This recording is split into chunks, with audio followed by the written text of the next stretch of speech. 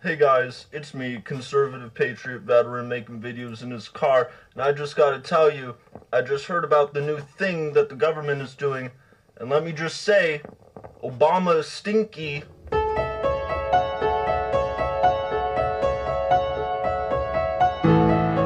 I feel like we should have more moon technology or some shit. You know what I'm saying? I think shit is like flying up from the ocean to the sky. It's like surfing in some oil spillage. Inhaled like a whole bag of goose feathers. I worry primarily about whether there are nightclubs in heaven. Yeah, I'm good with that. I was about to say there was an attempt, but apparently there will be multiple. Yeah, a little closer. A little closer. Let me bring it in. Bring it A little around. 9 Inch Nails closer. A little round. Johnny Cash.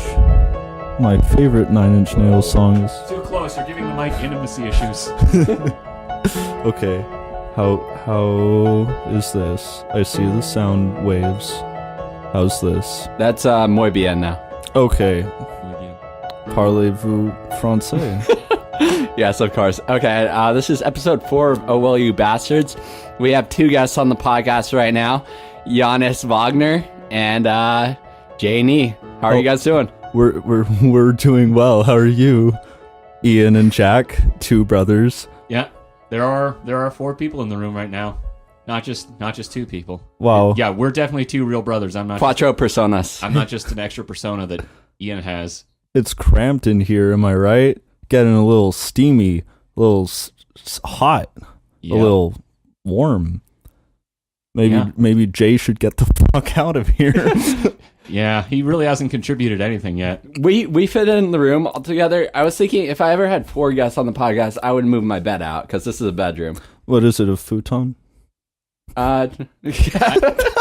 Yeah, pretty much. It's a shitty IKEA bed. It's like broken underneath. People aren't in this room, so we can just establish whatever we want for the listeners. Yeah, Ian sleeps on a futon. Yeah, I sleep on a shitty old futon that smells like cigarettes and cat urine. Wow. And sometimes it messes with his back, so he just has like one of those super big Kirkman dog beds on the side for nights where he just really can't hack it in the futon. Yeah, hell yeah. That's what I'm talking about. Back in the old country, that's how we used to sleep. Did you churn your own butter? No. Oh, well, then it's not the fucking old country, is it? It's the mildly modern country. It's partially modern. Yeah, you're right. I mean, the modernization was mostly dog beds and IKEA. Yeah, It's a Toby Keith country. And pre-churned Yes. butter. Yeah, because we got the industrialized butter churners, but we still. God. It's all falling apart, man. Things aren't the way they used to be when people churned their own butter and slept on bags of goose down. I thought it was a dog bed. No, before the Kirkland dog beds came in. Oh. Before Costco ruined things. People churned their Fucking own city folk. Yeah, people churned their own butter and got pricked in the back all night by a bunch of goose feathers poking through the bag. The good old days. Yeah, I remember when I owned a goose feather. yeah. And we used rum as anesthetic, and roads were made of dirt, and slavery was legal. Okay, well, And cough syrup had cocaine and heroin. Hell yeah. See, now, after slavery, and when there was still cocaine and heroin and cough syrup, that was like the golden period right there, the perfect window of time, and then it all fell apart with the pre-churned butter and the dog beds. It's Except the up. sausages or whatever in that time, if I'm conceptualizing the right time period.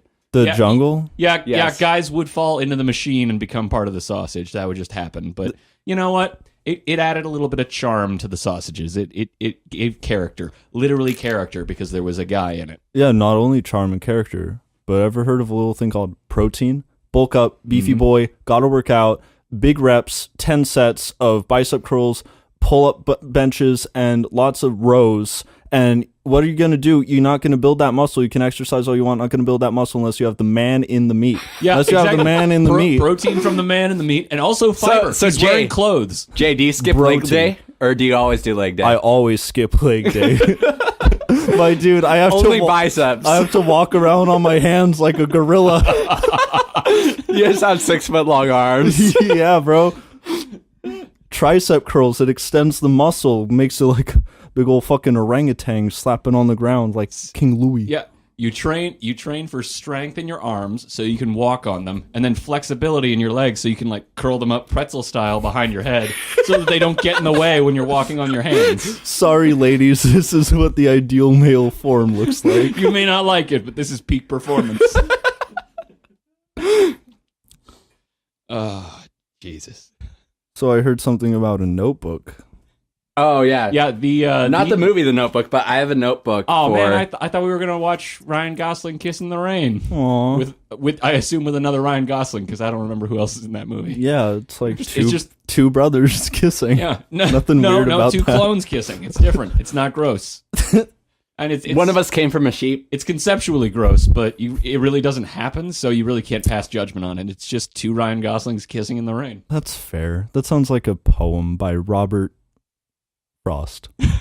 Two clones kissing in a rain. It's Once upon a midnight. Robert K. Clones. Dick. It's discount Robert Frost. It's just Robert Dew. He just writes poems about all the concepts that Robert Frost just couldn't pull off. Wow. Are we sure this is a discount and not an upgrade? The line is always blurred, man. That's true. Fucking postmodernism. So what's this notebook? Oh, the Notebook is just like topics and things to ask you about. I won't take everything from there, but it helps me like keep the subjects flowing, I guess. Okay. Understood. Well, where were we? Clones? Yeah. But then we shifted to the Notebook, and it's all about flow, and we got to keep that flow. Okay. Well, in debate, there's a thing called flowing, and it's when someone's speaking really quick, because usually people in debate read their arguments really quickly. So flowing is writing shorthand, and it looks like hieroglyphics sometimes. Cool. It's cool, yeah. So, sometimes you just got to flow it, no matter what they're saying. Like, no matter what they could say. Just go with the flow. Yeah, Ryan Gosling kissing in the rain, and you have to put, like, RG, smooch, rain, little rain droplets. That's debate, baby. You want to make it in the circuit, you got to kiss Ryan Gosling's clone and you're Ryan Gosling. Jeez, I need to get into debate. Yeah. Have you Sounds covered awesome. Blade Runner 2049 in a debate yet? Have you seen that movie? No, what's that? It's the It's a sequel to Blade Runner, like Like the guy a nerdy like film noir like sci-fi movie from the 80s, and they came out with a new one this year. It was at an incredibly high budget, like $200 million or something like that. and Ryan Gosling is in it, and he emotes with his left eye but not his right.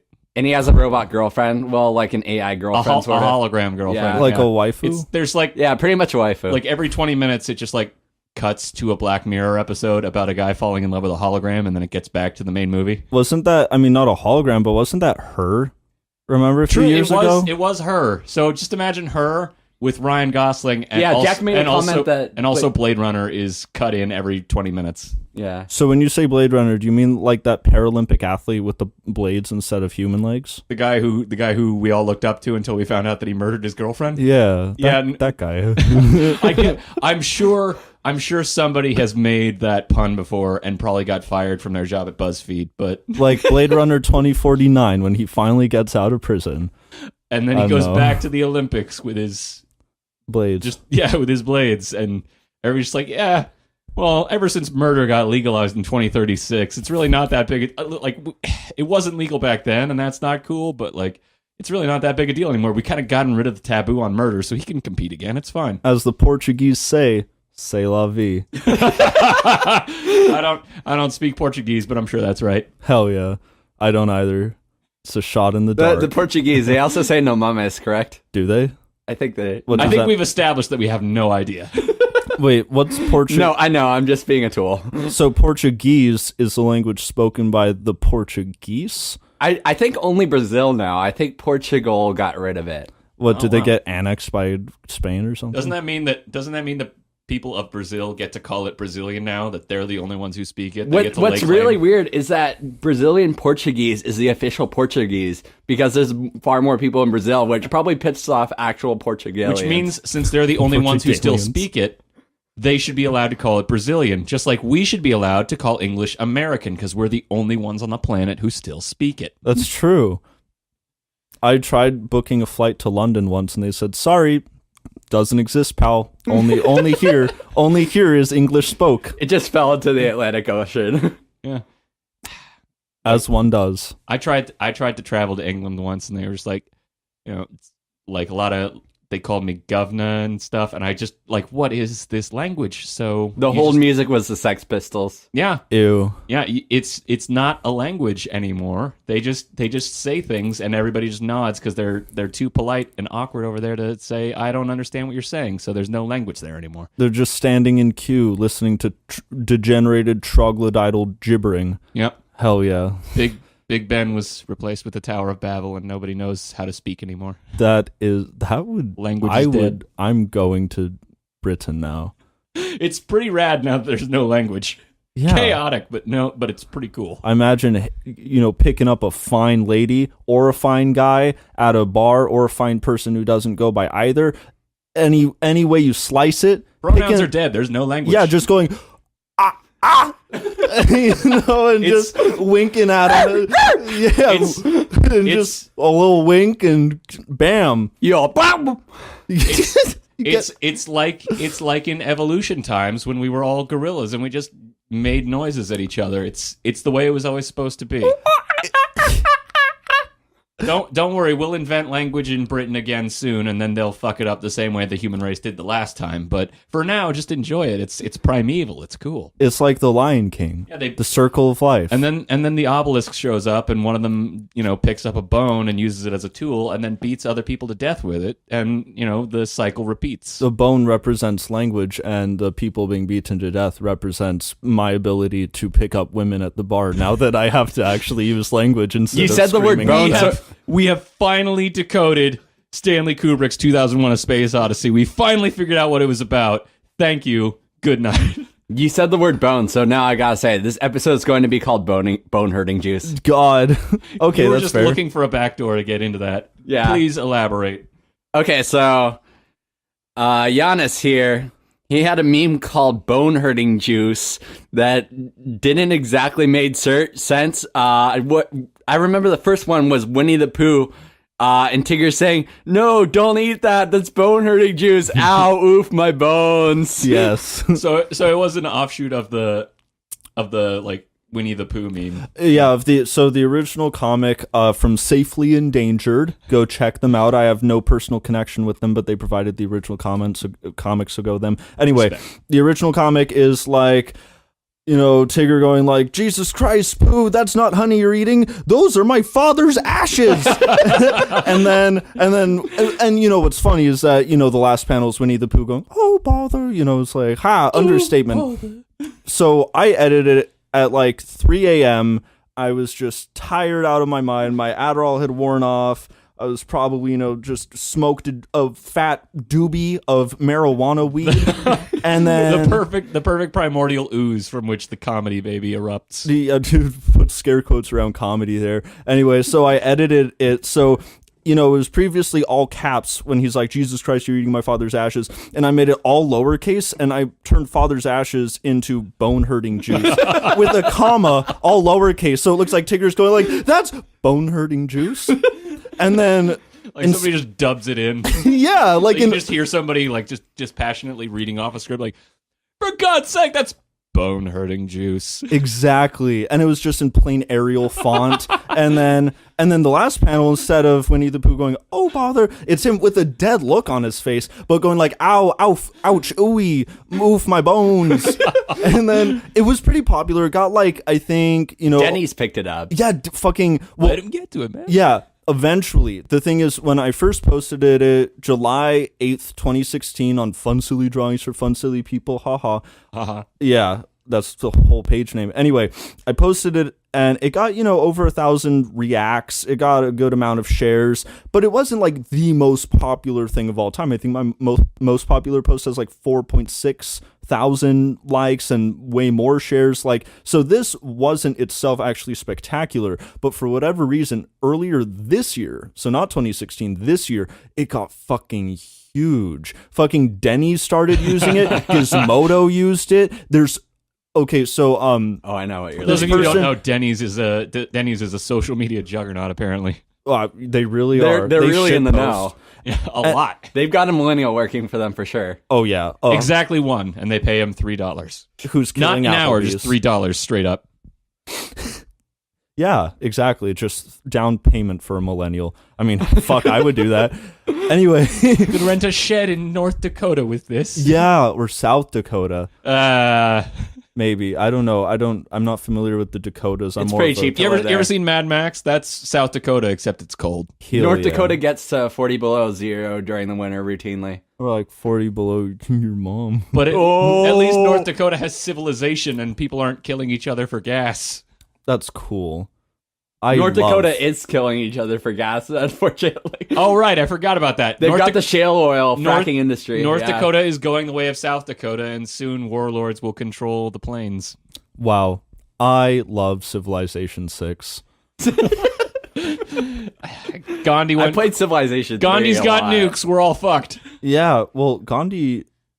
Oh, he is in 6, isn't he? I've actually Probably. only played 5. I just said 6 because it's more relevant. We're on the topic of millennials, and in addition to killing Applebee's in the napkin industry, you know what else I like to do? I like to stay current. I like to stay relevant. I like to stay hip. I don't know what books are. I look at black screens that are imprisoning me. A big man with a TV forehead is sitting on my face. I'm fucking eating his ass because he's a TV. I'm a millennial. Fuck capitalism, more like capitalism. So, am I right? do you consider yourself a millennial or Generation Z? I think you're kind of on that line. I'm straddling that line. So I'm a youngin. I was born 1999, but Yeah. I think I'm more in line with millennial culture because I'm a lot bigger piece of shit than a lot of 18-year-olds I know. So I, more in the millennial. Yeah. I'm actively killing Applebee's. Gen Attaboy. Z isn't. Burning down one franchise at a time. Yeah, You just dine and dash at Applebee's, losing them money. yeah, and No, also you and pay then I in the- burn them. You pay down. in the form of fire. Yeah. But I'm pretty sure that like the age cutoff for millennials is born after 2000, like after the millennia. So I'm pretty sure. I I'm think pretty it's sure like 1999, but you tend to follow like the 20s to 30s crowd with like your taste and everything. I'm pretty sure like the very youngest of the millennials are like 17 or 18 at this point. So Yeah, I'm Yeah, 18. yeah, so right in at the wire. right at the line. Right at the line. You said wire, you said line. I was trying to think Yeah. of a third word, When- but I can't. When Line. You know When- how to balance on wire. when millennials, Yeah. when millennials and Generation Z inevitably come to war, you'll be the one with one foot on either side of the line. You won't know where to go. You're torn between two worlds. That's You'll true. be the conflict. spy for the both. You'll be the main character. You'll Yeah. be the main character in this war. Like in the book series Hungry Games, where Hungry Games, where yeah. Katniss has the bow, and she says, "I am going to use this bow to shoot people." That's the classic line. That is my favorite line. And like when they made the movie, it was in the trailer. When they made the book, it was like printed on the back page with a bunch of critic blurbs. It was When she says Chills. Wingardium Leviosa. Oh chills, man, man. I Chills. love Aragon. Wait, are we sure? Are we sure we're all talking about the same book series? Because I'm pretty sure we're talking about Ender's Game. Oh, I thought we were talking about Divergent. Where the plot of I only liked Divergent. Elysian, even though I haven't seen it. Elysium. I'm pretty sure that Divergent is like. I don't think anybody's ever read or seen Divergent. I'm pretty sure it's just like our collective cultural idea of what a young adult novel adapted into movies is. Wow. Unfortunately, it's- I've it's- seen it, but you're on point. It doesn't have its own identity or even existence. It's just a manifestation of all of our collective idea of what this genre is. It's like a Baudrillardian simulation of the YA novel, but brought into actual manifested physicality. yeah, exactly. It's the physical embodiment of the young adult dystopian novel adapted into a movie that's always just in the corner of your eye. You can never look directly at it. It's just always there. Holy crap. Yeah. I love Family Guy. Family Guy funny moments. Best funny moments. Lois is funny. She is hot and funny. I love cartoons and Divergent, because Divergent is Family Guy. If you're listening to the podcast, then you probably see a banner ad off to the left-hand side. Click on that to watch some quality Family Guy Simpsons porn. Hell yeah. I remember when I first discovered pornography on the internet.com, it was cartoon porn. It was Marge and her blue hair going, homie, as she just gets railed by the aforementioned Homer J. Simpson. I love the Simpsons. Great. The Simpletons. Yeah. The Simians. The Simple Plan. The I'm just a kid. The Sum 41. What other? And that's how to devolve an idea in 10 seconds. Wait. So Simple Plan, Sum 41, Switchfoot. Switchfoot. I was going to say Seisha. Sandwich. There is no happy here. Portrayal of Guilt. Page 99. Portrayal of Guilt's pretty cool. Silverstein. My Chemical Shel Silverstein. He had like a tie-in with the band Silverstein. I think that's where Shel Silverstein got his name. He was so big into the band. Yeah, and he was like, I'm going to write a bunch of books. Yeah, he was originally Shel Johnson, but then he heard Silverstein. He was like, I gotta get on man. this. This is my entire identity. I gotta be. I'm not Shel Johnson anymore. I'm Shel Silverstein. I wonder how many facepalms are going to be from this episode. I am spiritually doing a facepalm. The only reason I can't actually do one is because it would get in the way of the mic. Yeah, if anyone facepalms, good. Please. That is the goal. It's Andy Kaufman, dude. We aren't going for laughs. We're just going for reactions. We're going for real emotion from the audience. It's visceral. It's viscera. It's organs, blood, guts, lots of shit just everywhere. There's always lots of shit in you. You just don't realize it. Yeah, like ever heard of Elvis? You're always producing shit. Yeah. So when Elvis died, they cut him open like some sort of ever played XCOM? And you have the surgeries that you do on the captured aliens. They did something like that on Elvis and just coated in feces from the king of pop himself, which is Elvis, baffling Elvis because Gesky. which baffled them because he died on the toilet, so they thought it was all out of him, but there was just still more. You are always producing shit, and then you're gonna die, and there's still gonna be more. Yeah. Stay tuned for more quality content.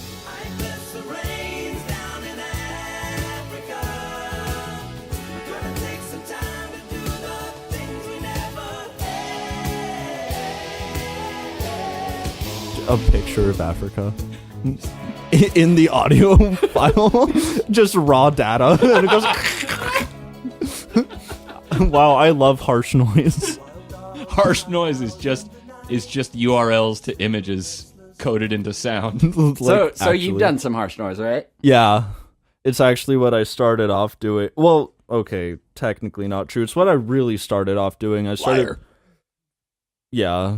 But that's beside we the all point. know you were in a Hot Topic core band. You sounded like Attack, probably, right? Yeah, specifically not Hot Topic core. We more succinct crab core. You were actually crabs. We were actually just. I mean, I'm a Cancer sign, so it only makes sense. Go snippy, don't. And that You really do change a lot as you get older. You break a lot of guitar strings that way, probably. You stop being a crustacean, you turn into a man, you grow a mustache. You just change so much in those early years. Yeah, puberty's a bitch. I remember I used to be a lobster, and then I turned 18, and it was just time to be a man, and I became a human man. Were you ever a rock lobster? I was specifically a rock lobster. As you may know, a lot of lobsters can live at the bottom of the ocean for like over 100 years. So I was actually the rock lobster that the B-52s wrote about. Yeah, it was. I can tell you the story. It's like they were okay. So I come up onto shore, and they're all at the beach. And here's the weird thing: they all had matching towels. and then they saw me, and then they went, "Ooh, Skadooba-da. yeah." And then that was pretty much the whole. There's really not much of a story to Rock Lobster. They were just at the beach. They had matching towels. They saw me, and then they made a bunch of noises. That was the story of how Rock Lobster came to be. It's really embarrassing, really. Sounds like modern day London, just a bunch of noises everywhere. Except that they formed the words Rock Lobster. That was above what London is capable of speech wise. Oh wow. To get back to Iannis's music, not Giannis. Yeah. Oh, I thought we were going to talk about Yanni. No, big difference. Their main project now is called tndislhcesieeinnafeeg. Can you tell what that's an anagram of? Do you want to tell us how that's pronounced? Yeah, I call it tndislhc because that way you got the three letters on either side, and it sounds like it's somewhat coherent. People wonder, what is TND? What is LHC? Nothing, because the whole string of gibberish is an anagram for the silence is deafening. It originally started as a project meant to just be very confusing. If anyone ever came across the Bandcamp, I say like I'm from Rzhenka, or however you pronounce it, Serbia. It's a village in Serbia with like 530 people in it. So, and all the song titles, now I have some real song titles. But yeah, there's like beautiful singers. Yeah, but it used to be, though. It used to be just strings of text that I took from the Library of Babel sort of thing online. So if anyone's familiar with Jorge Luis Borges's short story, The Library of Babel, effectively, there's this library that is the universe, right? It's everything that is contained within the library, and there are all these books. Allegedly, there's every single book ever written in the universe and every variation thereof, but, you know, inevitably there's just tons of fucking gibberish and just countless books of utter gibberish. I have to guess that the dimensions of books are not universal across the universe. Like, there's some that just don't fit on the shelves. No, like, there are. They're awkwardly portioned. That's the thing. Borges was like, no, each book is 440 pages, and they're supposed to be equal size. It's bizarre. So they really had to stretch out, like, Everybody Poops. Yeah. They really had to stretch that book to make it 440 pages. Oh, yeah. They had to divide up War and Peace. Oh, yeah. No, that's... In every Tom Clancy book. Yeah. Every Nancy Drew novel fucking somewhere in the Library of Babel. Also twice as long as it should be. Yeah. A lot of filler. A lot of Tarantino-esque dialogue just to fill in the blanks. I love. So, is there a URL that people can access this if they haven't heard of it? I forget it exactly, but just look up Library of Babel. It should come up. But yeah, it's like this. It's this visual simulation of Borges's own Library of Babel. Anyway, so you can look through all the books, and all the books are, of course, gibberish. And yeah, so of course I just went there and I took all the album titles and song titles just from strings of text from these gibberish books that looked interesting. So, and I did a lot of weirder stuff. Now it's mostly, I mean, it's still weird, but it's sort of vaguely Captain Beefheart-esque, like folk, sort of bluesish. It's something, but, you know, it has recognizable rhythm and melody. But I used to just do bizarre shit. Like, I would record myself playing recorder and overlaid a field recording of my Music 103 class, just, like, answering questions. Like, it was just...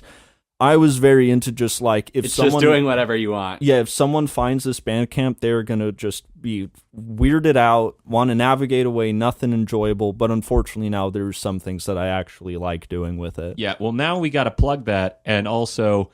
if you could find a way to make sure that the Bandcamp is a URL that you can't escape from, like you can't go to a different page, you can't exit the tab. It just ends up being a pop-up in sequence. Like you get 40 pop-ups of your Bandcamp. Net neutrality is dead, dude. You can do whatever you want. Hell yeah. Like you might as well act like Comcast, charge people to be there. And then charge people to get out. That's the only way to do it now. I mean, that's the music industry. I tried listening to the latest Katy Perry single, and I had to, I got my kneecaps broken in by her voice. That's just how it is. You just had to deal with the mob to listen to Katy Perry. Yeah. Katy Perry personally showed up and broke your knees? Yeah, just came up with her goons, said, hey, Iannis, I hear you're listening to You Want to Hear Me Roar. Well, you want to hear me break your fucking kneecaps. And then she did. And then she heard you roar. It was kind of a reversal. Yeah, well, it was more like, stop. Ooh, my kneecaps. Ouch, oof. Music doesn't real. Yeah, for real. It doesn't. That's Neither does language. At least not in London. Yeah, It's all an illusion, man. That's what London proves. Giannis there is no shares language. We're all just kidding ourselves. Giannis shares a lot of linguistic memes on Facebook. I don't get all of them, but they're really funny to me. So I think my favorite one was someone turned the Navy SEAL copy pasta into old English or Middle English. English. I didn't understand all of it, but I understood enough to laugh because it was a funny meme. You enjoy the Scottish tweets too. The tweets that are spelled out phonetically. Scottish Twitter. It is pretty great when like people with a certain weird accent write how they speak. Scottish Twitter is a fucking godsend. Yeah. Jack and I have Scottish ancestry, so we really appreciate it. And Scottish tendencies. Yeah, we're very cheap. Apparently, that's a stereotype for Scottish people. That's racist. I know, but But we're not part of not that group. yeah, we're not exactly waving the banner to prove that stereotype false. No, of course. Because I have shirts with holes in them, and instead of throwing them away, I just cut the sleeves off so that there are no holes. They're sleeveless shirts now. Hell yeah. The only way to get rid of a hole in a shirt is to make the hole bigger. Until Or it's intentional. patch it up with a band patch. They're mostly in the pits. Patch it up with the band patch. Patch it up with a band that you don't particularly like, and just make those patches in your armpits. Yeah, like what's an uncontroversial band to shit on? Shit. Front porch.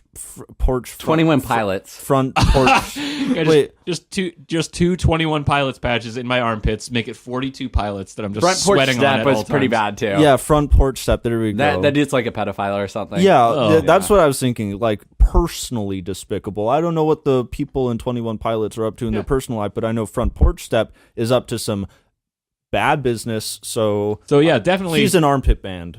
Although I don't want it to be misinterpreted as support.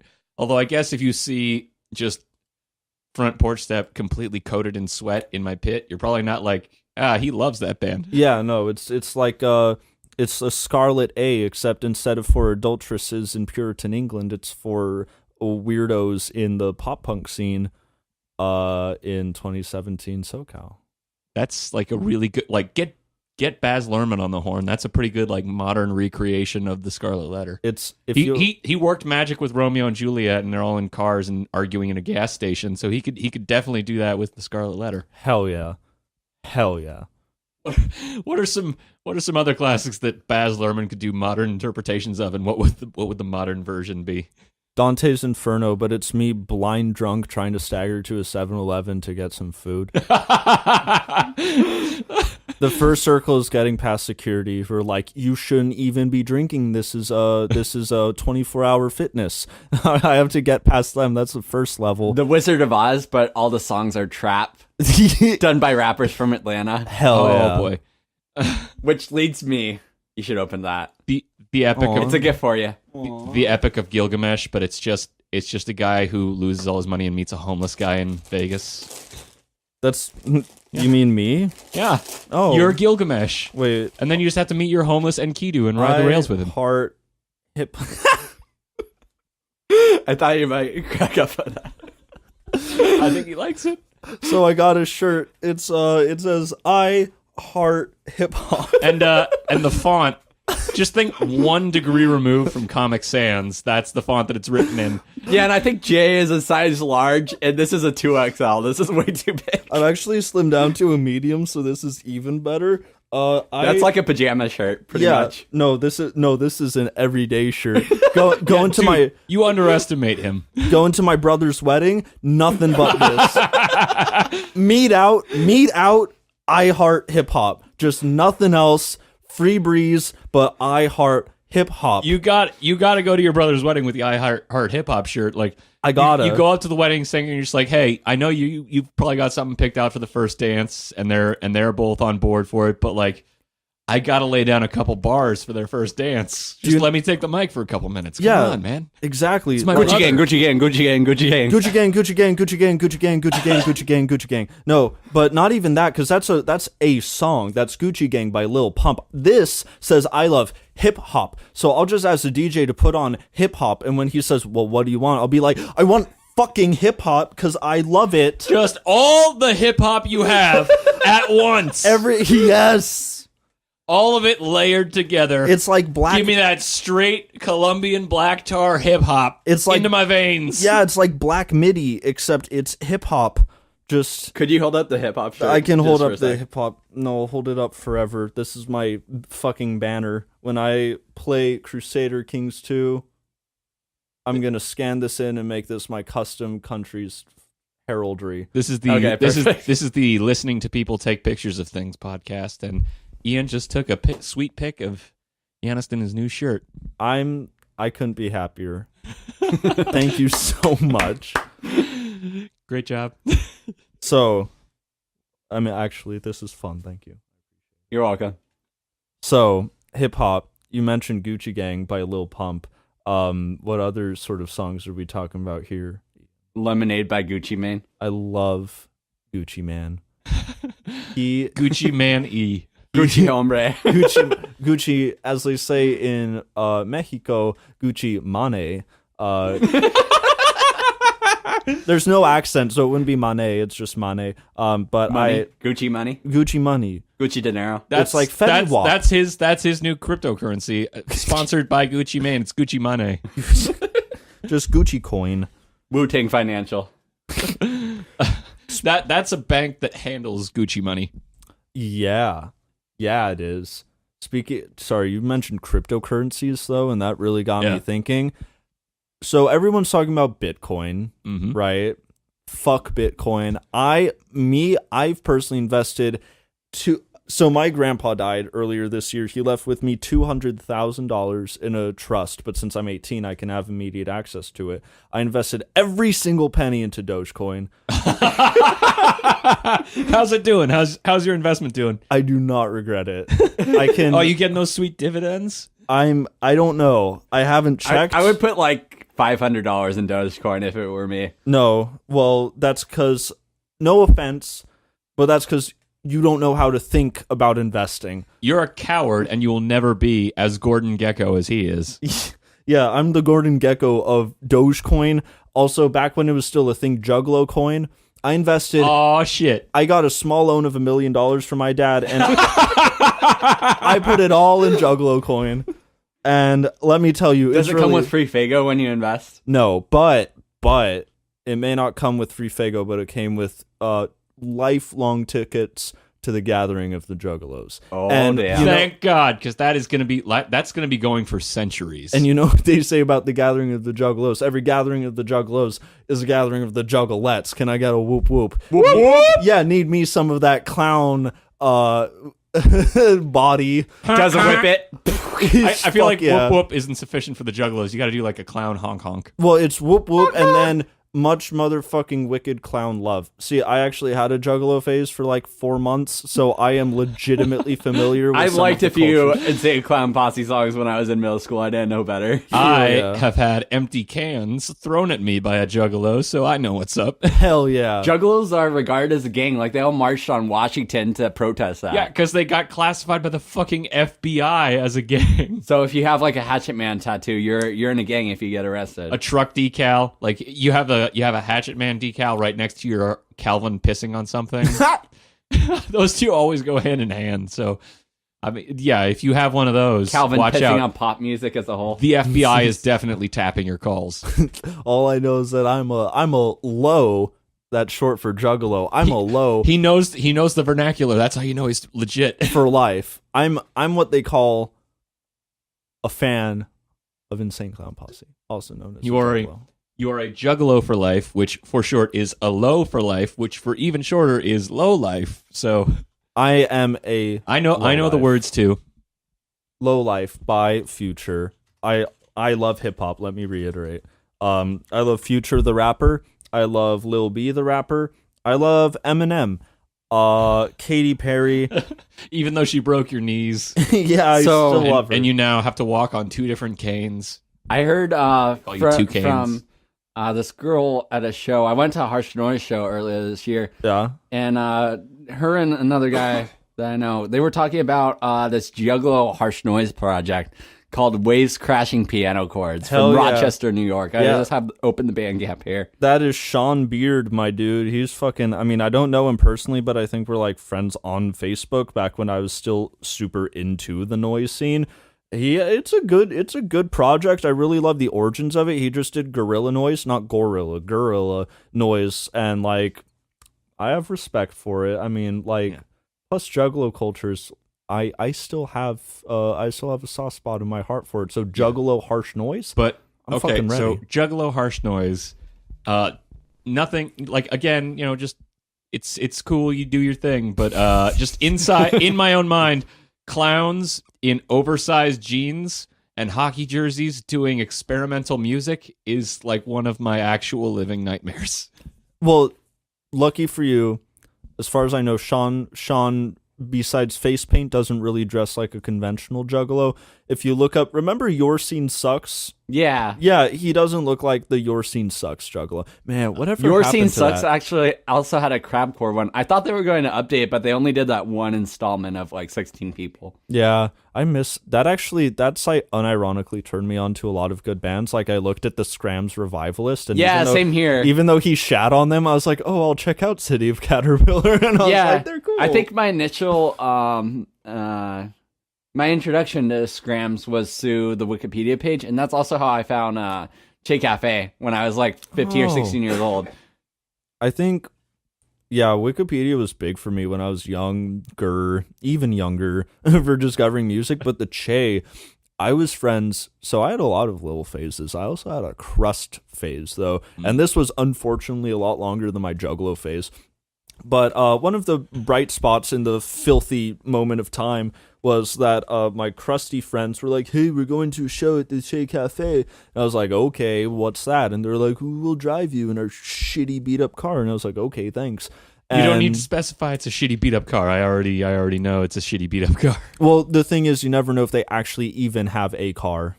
That's the issue here. Sometimes shitty beat-up car is just code for a bicycle. Yeah, which it or a pretty much unicycle, was. and you all just pile on each other's shoulders. Well, that's more of a Juggalo thing. Yeah, but there's an overlap. You had the Juggalo phase, and then you had the crust phase. Jugga Crust. Jugga Crust, yeah. Is that Just his Heroes Gone? Krusty the Clown. Crusty, but with a C. I have his Heroes Gone patch on my Hawaiian shirt. That's what I was thinking. Yeah, this one's a thou. That's the Jerome Stream. That's the Krusty the Clown origin story that Matt Groening is too afraid to show us. Matt Groening. You know, ever read his earlier stuff like Life in Hell, School is Hell? Yeah, the stuff with all the rabbits. Yeah, and actually that was back when he was still experimenting with crust. I know I've talked to Matt. He and I are good friends. We talk every day. We Skype. We're in an LDR. We Vimeo chat every day, and he had a big crust face. He was really into Anti-Schism, Anti-Product, Anti-Cymex, all the anti-bands. Nothing else, only listened to Anti-Flag? Yeah. Well, sort of. He thought they were posers, but he still had them on his iPod. Anti-Flag is the realest punk band of the 20th and 21st century. Yeah, Shit, you right. But I actually, big if true.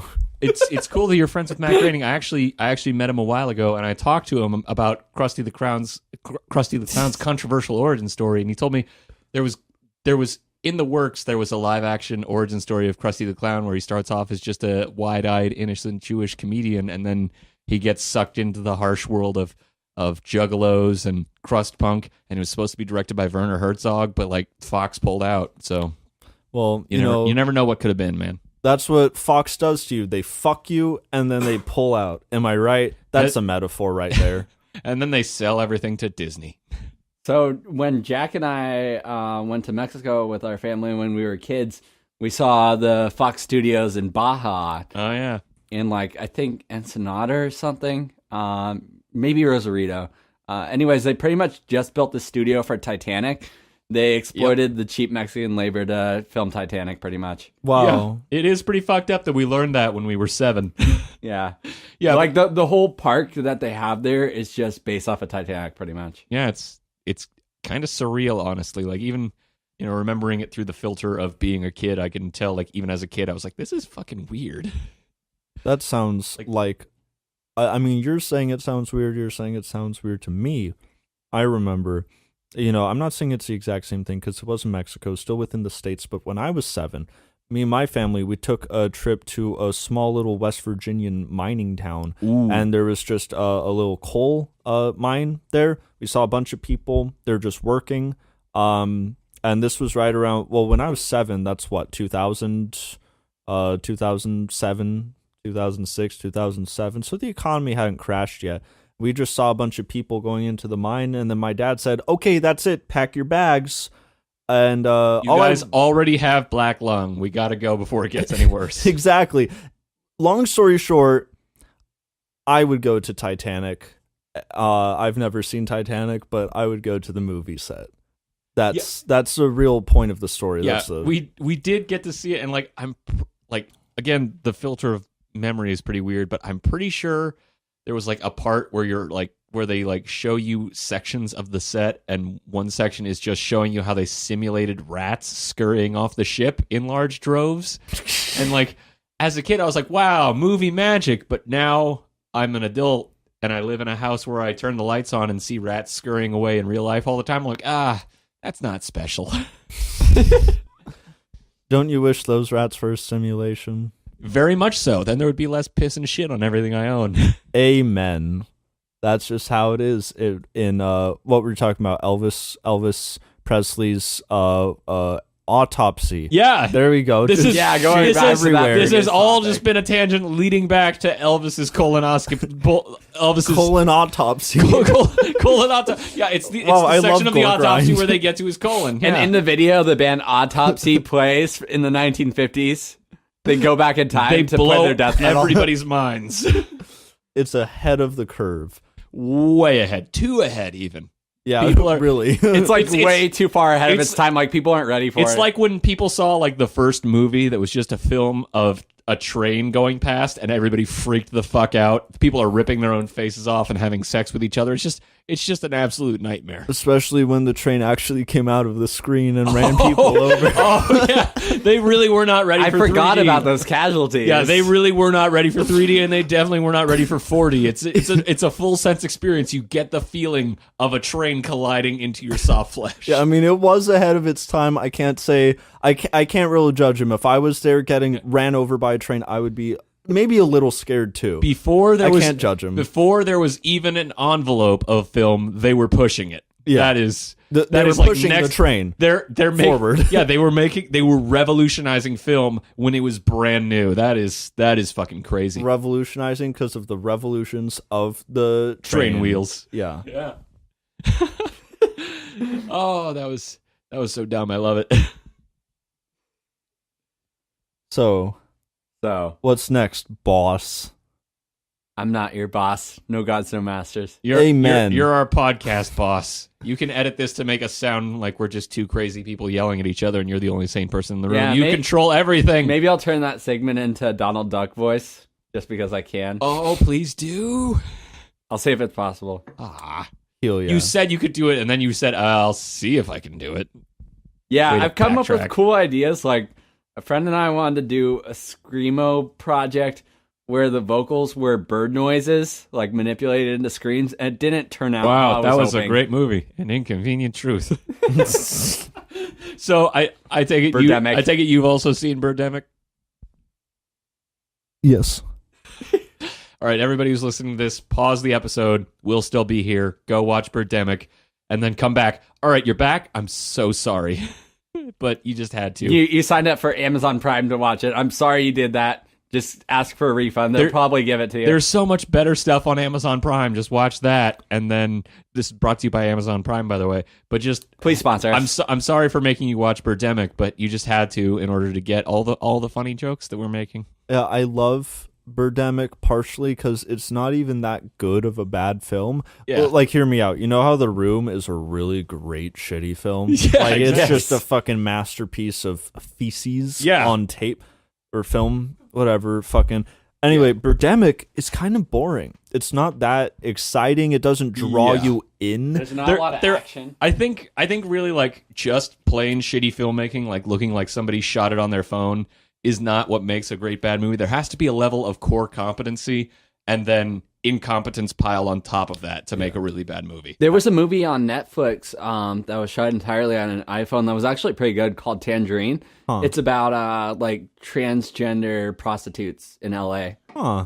Yeah, well, that's somebody who knows how to make a movie and then does it on an iPhone. Yeah, that's impressive. I mean, like, it looks like your shitty friend from work who thinks he's hilarious and nobody has the heart to tell him that he shouldn't do stand-up decides to make a movie and shoot it on his phone.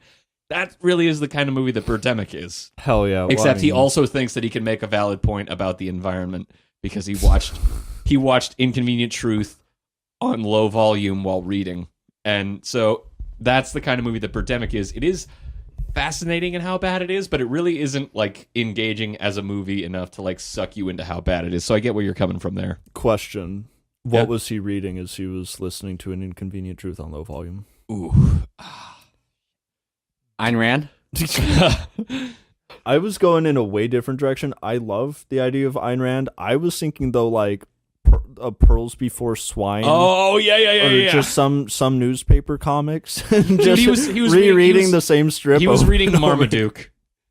Is Marmaduke so good? There are so many tense scenes in Birdemic of people trying to get into the car, and there are so many tense Marmadukes where they're just trying to get that big dog into a car. Well, he's too big. He thinks Clifford he's the a big red dog. human.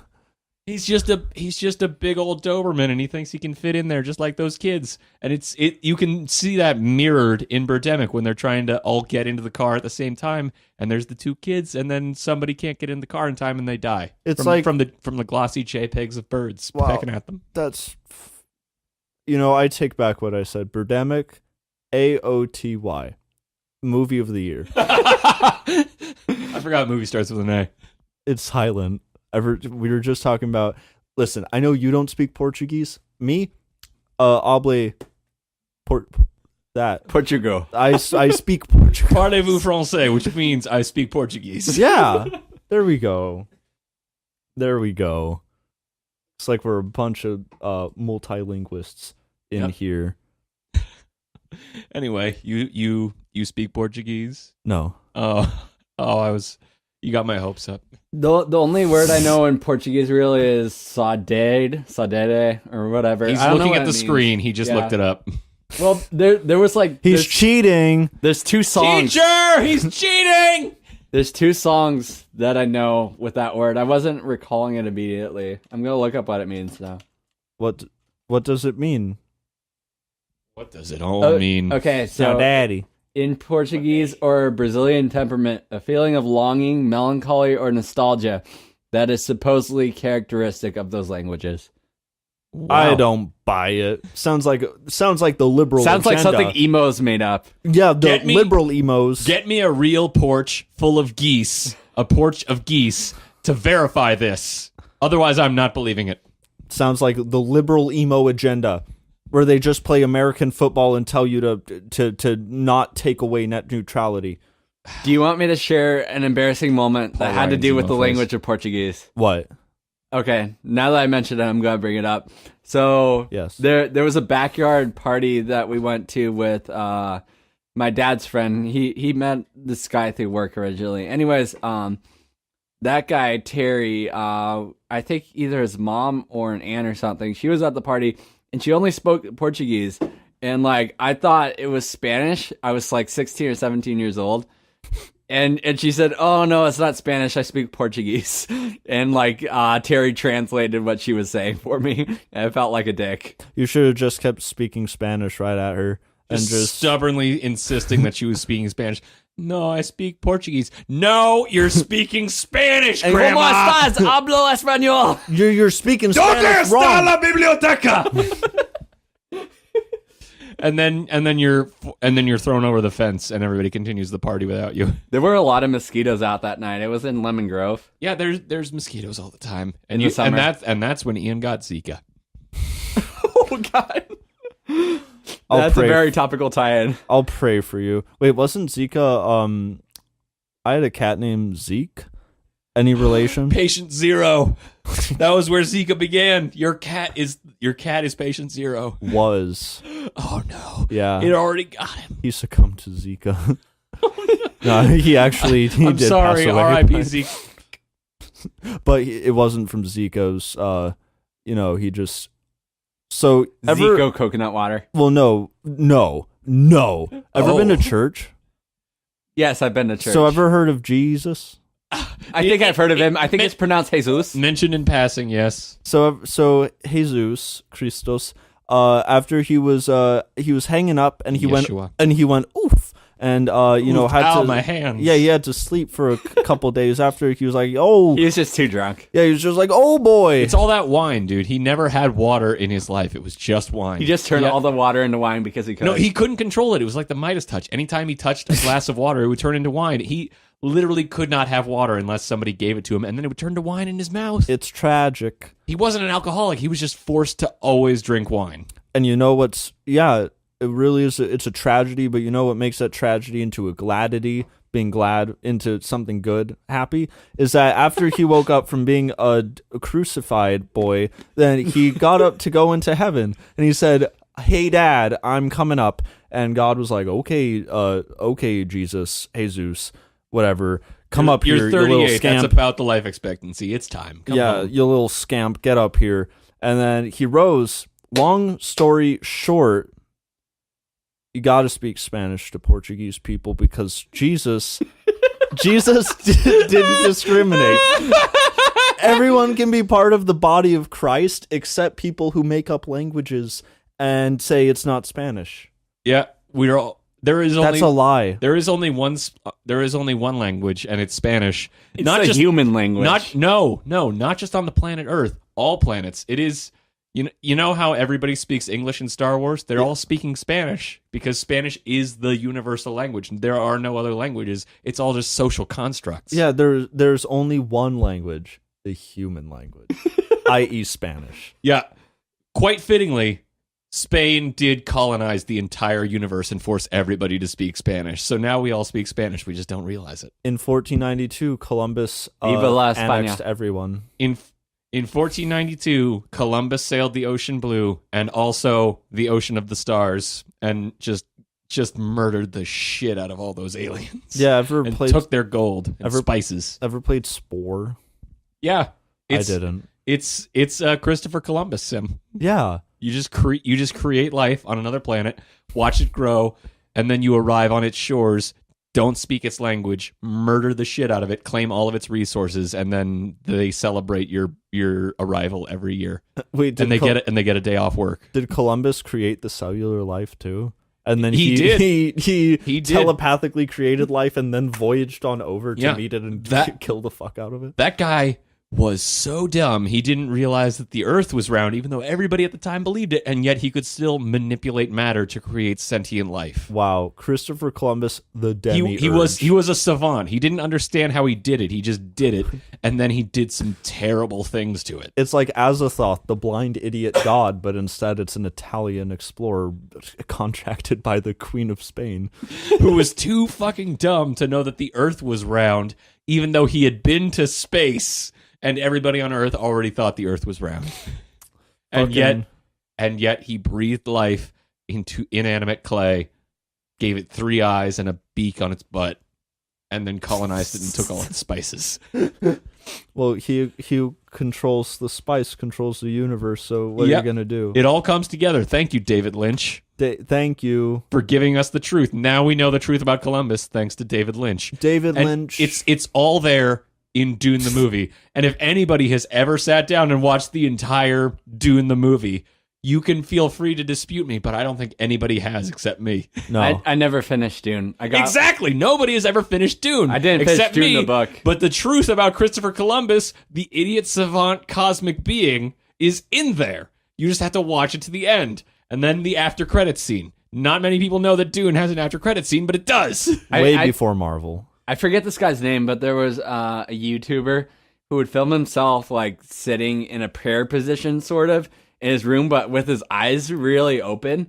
And he would like make these videos hours long. And he did this like hundreds of times. Oh, yeah. I remember this guy. There's hundreds of these videos on his YouTube, and they're all pretty much the same. There's one of like somebody breaking into his house, or like maybe it's a guy checking on him and just being like totally shocked at like him in this position. I'm pretty sure we could all make up like fake YouTube accounts that make videos like that, and they would and it's pretty likely that they would be real. Like, I'm pretty sure there's a YouTube account where a guy just 3 times a day uploads videos in the exact same framing of him sitting at the end of a table just eating a square meal in silence 3 times a day. It's always different food. I'm pretty sure that's a YouTube account, even though I've never seen it. I thought you meant square meal as in like the meal squares, this sort of weird thing that you buy, and it's just like meat, grain, vegetable in any kind of assembly. It's just 3 square meals a day, shown him eating it, sitting at the end of the table, same framing, same camera on the other side of the table, in complete silence, 3 videos a day for years. God, who is he? Where can I find him? Where can I fuck him? Again, I'm just making this up, but I'm pretty sure it exists on YouTube if we looked for it. Square meal guy is bae. Yeah. Waifu, husbando, whatever. Yeah.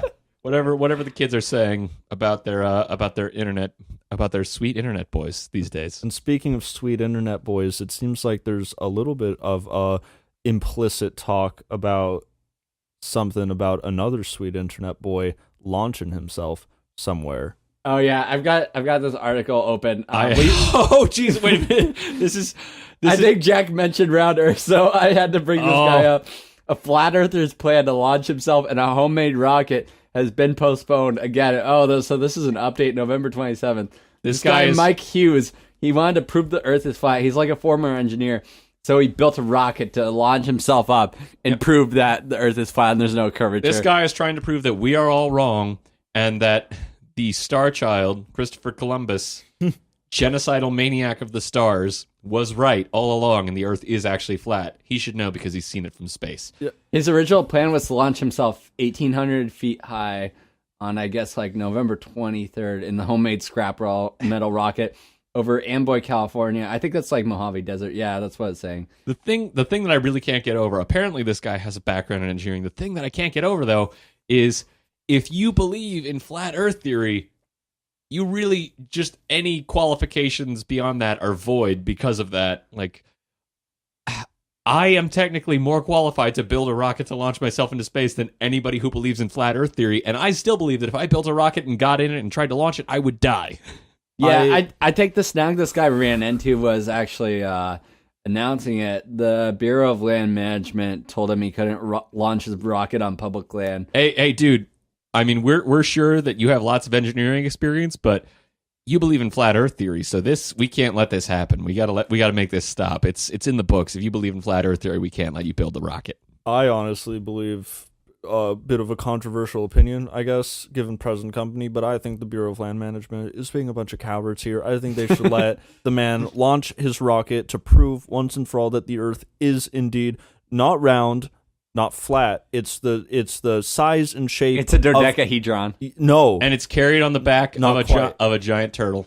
Thank you, Terry Pratchett. it is, but it's so the Earth, mostly green and blue, land and water. It's a velociraptor. brown. Oh, It's yeah, a blue. I have this image. It's a blue and green velociraptor perched on the back of a turtle, which is being held up by Atlas. So wait a minute. Terry Pratchett had it wrong. It was on the back of the turtle, but it wasn't a disc world. It was a raptor world. Yes. It was. Oh my God! It was a reptile on the back of an amphibian, on the back of a mammal.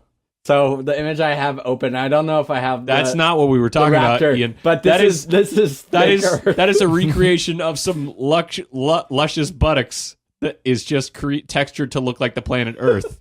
And I can't tell which continent is which. That's my Earth theory. I can't tell which continent is in the ass crack. I really can't tell. I subscribe to the thick Earth theory myself. THICC, thick Earth theory. I mean, you know what they say. I was back in Christopher Columbus times, it was a flat butt, but Earth did some squats, so it's changed over the years. Yeah, I mean, with J-Lo on the scene, Nicki Minaj, it's got to be. It came back since 1492. Oh yeah, yeah. So Earth started doing some squats, and it's really turned itself around. Now I have the Raptor Earth open. Oh Jesus Christ! It's really good. It's a good one. I like Hollow Earth theory. It can never it's blow a hollow velociraptor. It can all over. Raptor world. We can never blow each other up with nukes because our world is a clever girl. It'll figure out a way to resolve this peacefully. Exactly. Life finds a way. Life is a cycle, and that cycle is a velociraptor perched on the back of a tortoise being held up by Atlas eating the ass of a secondary thick Earth. That is my cosmology, and I will stand by it. A bigger, thicker Earth just jamming its cheeks in Atlas's face while he holds up the turtle. Yeah, that's my cosmology, dog. Take it or leave it. I choose to take it. Hell that yeah. is, somebody get Neil deGrasse Tyson on the horn. Tell him that everything has changed.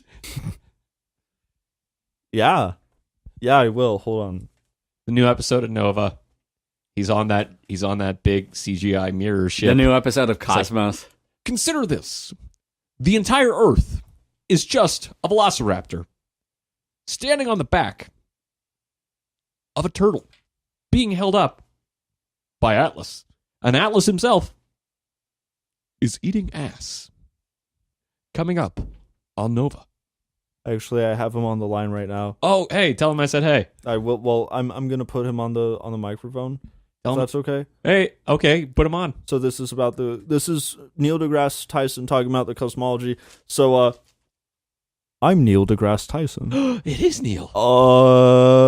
Neil, I love that star vest that you wear lots of times. Thanks. I'm Neil. So How's Bill Nye doing, Neil? He's Bill. He is Bill. Thank you. I'm Neil. You are Neil. Oh. Anyway, you were saying? Oh, nothing. I had to hang up on him. It sounds like he's having one of his moments. Oh, one of those Neil deGrasse Tyson moments. He gets stage fright. Uh, I remember when I saw him in the his high school's production of The Little Mermaid Jr., and he played the role of the captain, and he couldn't say the line. yeah, he's a very smart man, but he just has to struggle with that stage fright. You know what? He should probably take a tip from Carl Sagan and just wear like a turtleneck all the time, because like that guy never got stifled or tongue-tied, and it's the turtleneck. Yeah. I've tried it before. The turtleneck completely cures all stage fright, because it just feels like a very gentle hug from a person made of linen, and it also just communicates to the world, hey, I don't care what you think of me. I'm wearing a turtleneck. Exactly. Nothing can hurt me. I'm wearing this warm boy, and it's covering my neck. So I really don't care what you think of me. I wear this willingly. Here's my thoughts on the universe. It's like Hercules as a garment.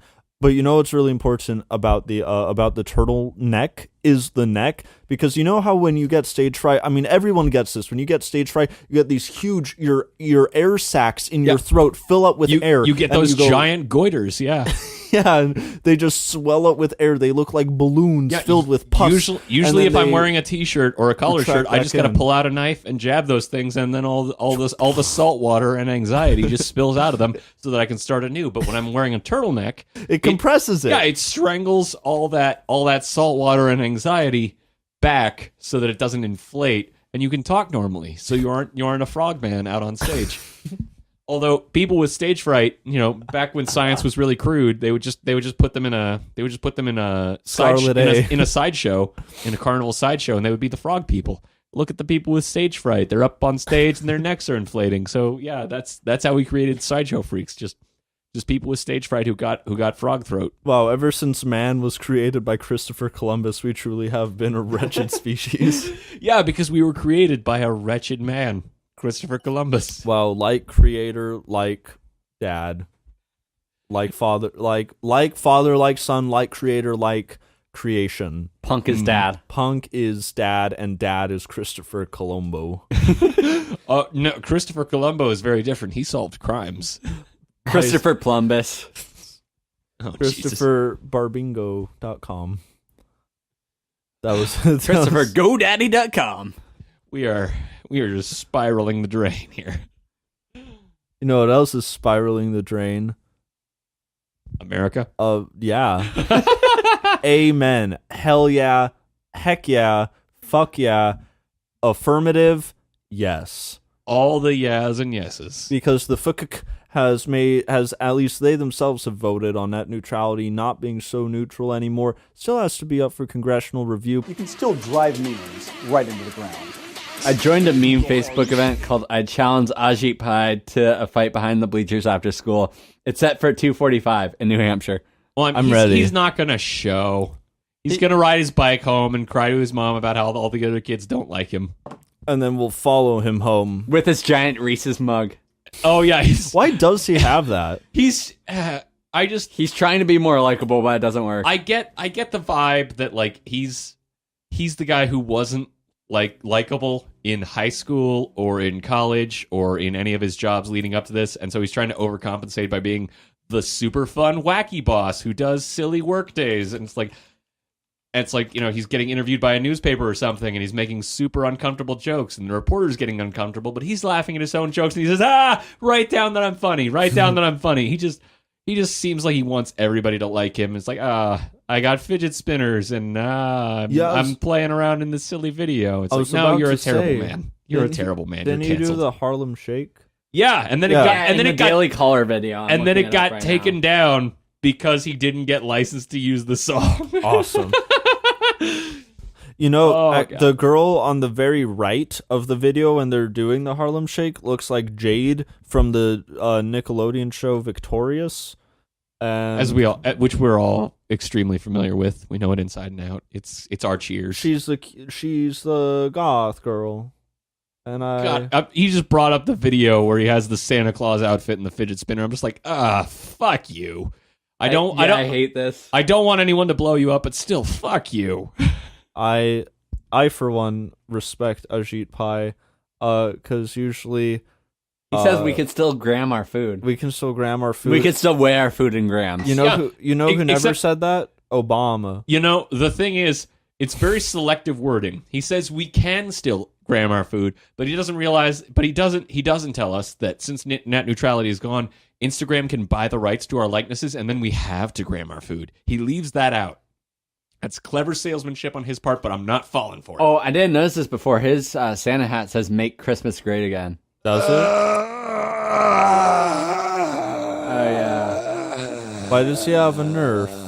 And 3D goggles. and a fidget spinner. I just You take it can away. still binge watch your shows like I- Game of Thrones. I am Ajit Pai. Yeah, you can still do these things I as love- long I as do not eat children. Yeah, you can still do these things as long as your IPS can bend you over a barrel and do whatever the fuck they want with you. Why is he wearing that hoodie as a Jedi?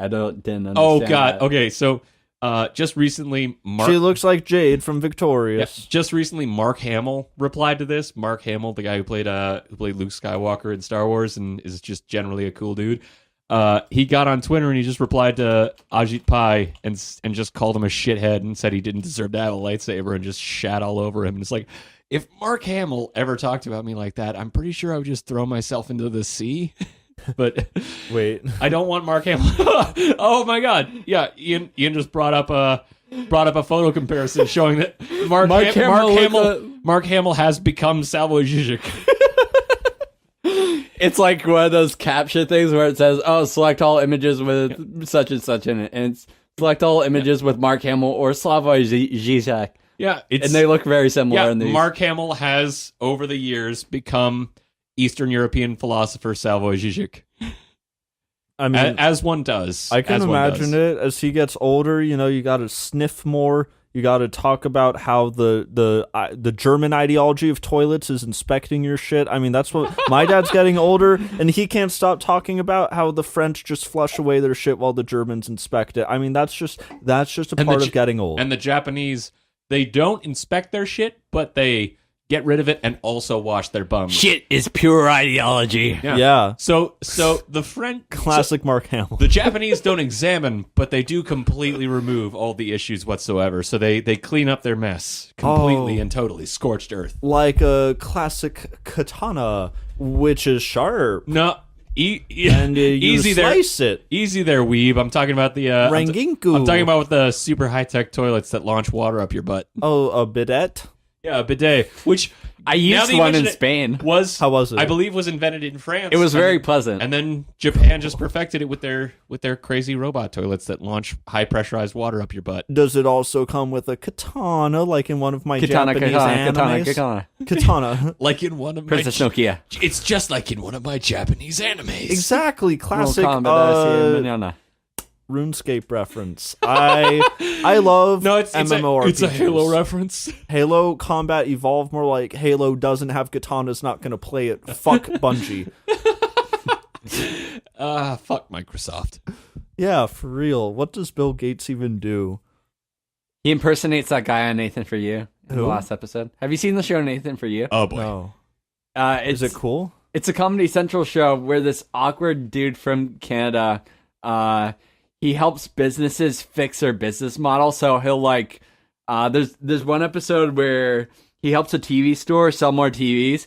So he prices all the TVs as $1, but he puts them behind like a crocodile. And he requires a dress code, so people have to dress up in suits. And he gets the dollar TVs by having people go to Best Buy and price match the TV, saying, "Hey, here's this advertisement with 99-cent TVs. Can I get a 99-cent TV from you?" That is, I I have to watch. Did you say Comedy Central? It's a Comedy Central show. More yeah. like comedy center of my attention when I go watch this show. Name of what's it? Nathan for you. Nathan for you. More Yeah, like, there's 3 seasons now. more like Nathan for me. For you specifically. For me specifically, because I'm gonna watch it. Para me, or poor me, poor old. I think you could use either for the word for. Yeah, maybe. But Well, they're not interchangeable. I got a C on a test. Il about parlez-vous pour and para. français, Ian? Yeah, I speak. Portuguese. Yeah. I speak English. No, nobody speaks English anymore. We only speak Exactly. American. We only speak Middle English now. England is a wordless wasteland. Yeah, that's what I mean. Yeah. That's what I mean. I speak it. It's easy. Wow, I love screamo music. There's a video of a guy doing the screamo vocal style, not actual screamo, but mall screamo. Silverstein on American Idol. Is it good? No, it's pretty bad. He sounds like a hawk. Okay. However, it sounded like a power drill. Just drilling holes in your teeth. I Hope you would enjoyed that, listeners. I would listen to that over screamo guitars. I don't know what you're talking about. Yeah, but Nathan, for you, I think my favorite episode is when like it's a bar in California after California has passed the law that you can't like smoke in indoor venues like bars and stuff, and he tries to create a loophole so that they can be the only smoking bar in Los Angeles, and the loophole is that you can smoke as like in an indoor venue as long as it's like part of live theater, and so he just tries to claim that it's a live theater venue, and then he just puts 2 seats in like the back corner of the bar and watch the people like it's a play. And they can smoke, so that's part of the play, so they're allowed to smoke. And then like it goes even further than that, like he has to recreate the exact events and dialogue in the bar the night that he first got it approved, so he has to transcribe everything that happens in the bar that night. And then he casts actors to fill the roles of just regular bar patrons, and then it actually becomes a theatric production. Thank you. That was catchy. I know, right? Why on earth are you here? To stand out, to try something new, man. It's a no. Aw, No, come no, on. I'm bored. Go and do it outside. I'm bored with you. Good. Out you go. Fine, later. Out you go. Too hardcore for you, man. Absolutely. I love You're it. really frightening. Who's the British judge? What's his name? David? Dingy. It doesn't matter because you have his job now. You are Ramsey him. Gordon. Ramsey Smamsey. The Ramsey Scramsey. It's Piers Gordon Morgan. It's Piers Scramsey. Morgan. It's Piers Morgan. Pierce Brosnan. Anderson actually, Cooper. I really. Now he's not even British. It's Now, Hillary. why have a British judge? They can't talk. They don't have language anymore. How are they gonna respond? Oh, he's doing a swear. He's saying Did a the. swear word. He's saying the fuck word. You can't say that on TV. He said the fuck words. You can't do that. That's wrong. He said fuck words like Krungus. Like shit. You can't say that on air. That's the worst one. I know. We're going to have a casserole around 8 o'clock. My dad's bringing some home. Well, casserole, more like thanks, Ian's dad. And I appreciate everybody I'm listening excited. to this podcast after this is recorded is also welcome to some casserole this night that we're recording. Too bad it Please. comes out tomorrow. Yep. Well, come back. I'm sure we'll be done processing. I'm sure our fans know time travel, the ins and outs of that. And most of our listeners will probably be like archaeologists and anthropologists from like 500 years in the future who are trying to figure out how we lived back then, and they chose the wrong source. Because we're going to like burn this onto CDs and tapes and bury it in the earth. Yeah, that's the only way that's to the do only it. sensible way to distribute a podcast. Fuck iTunes. See what Yeah, you gotta just bury it and then wait. And then you wait for that sweet revenue to roll in 300 years later from all those archaeologists listening to it. That's just how it's done. Although I thought, my way of thinking, I love this archaeological dig setup, preliminary archaeology, but way I was thinking it, we release this episode tomorrow of now, but when they listen to it, it's there today. Anyway, we'll have casserole still in our body probably. So True. we go back to the Elvis point. They do a colonautopsy on us, open us up, and get some casserole. That's Yeah. just how it's done. And that's how you reuse, because we're Scottish and we're cheap and we want to get 2 uses out of the same casserole. Yeah. As they say in Birdemic, reduce, reuse, recycle. That is the only line you've used today. Oh, God. So I had this idea for a movie where so there are 3 guys. They're sitting in a room, maybe some semi-subterranean, not really, but it's under the rest of a building. Partially underground. There's a little bit of dirt around it, perhaps. There's a guitar in the corner. There's a man with a mustache staring intently, and then another man with a mustache who's just fucked up. Yeah. Wrong. Maybe there's like posters of like movies, maybe movies that that many people haven't seen, so you get more of a specific sense of like the main character's tastes. Yeah, and then you zoom in on the main character, and it's a cartoon cat, and it's a Felix the Cat remake, except Felix the Cat is a snazzy, snarky little piece of shit, and he goes, "Wah, I'm doing the dab. I'm Felix the Cat, and I'm Gazort Resort Field." Wait a minute. Felix the Cat. This is a pretty goddamn fresh Felix the Cat reboot, right?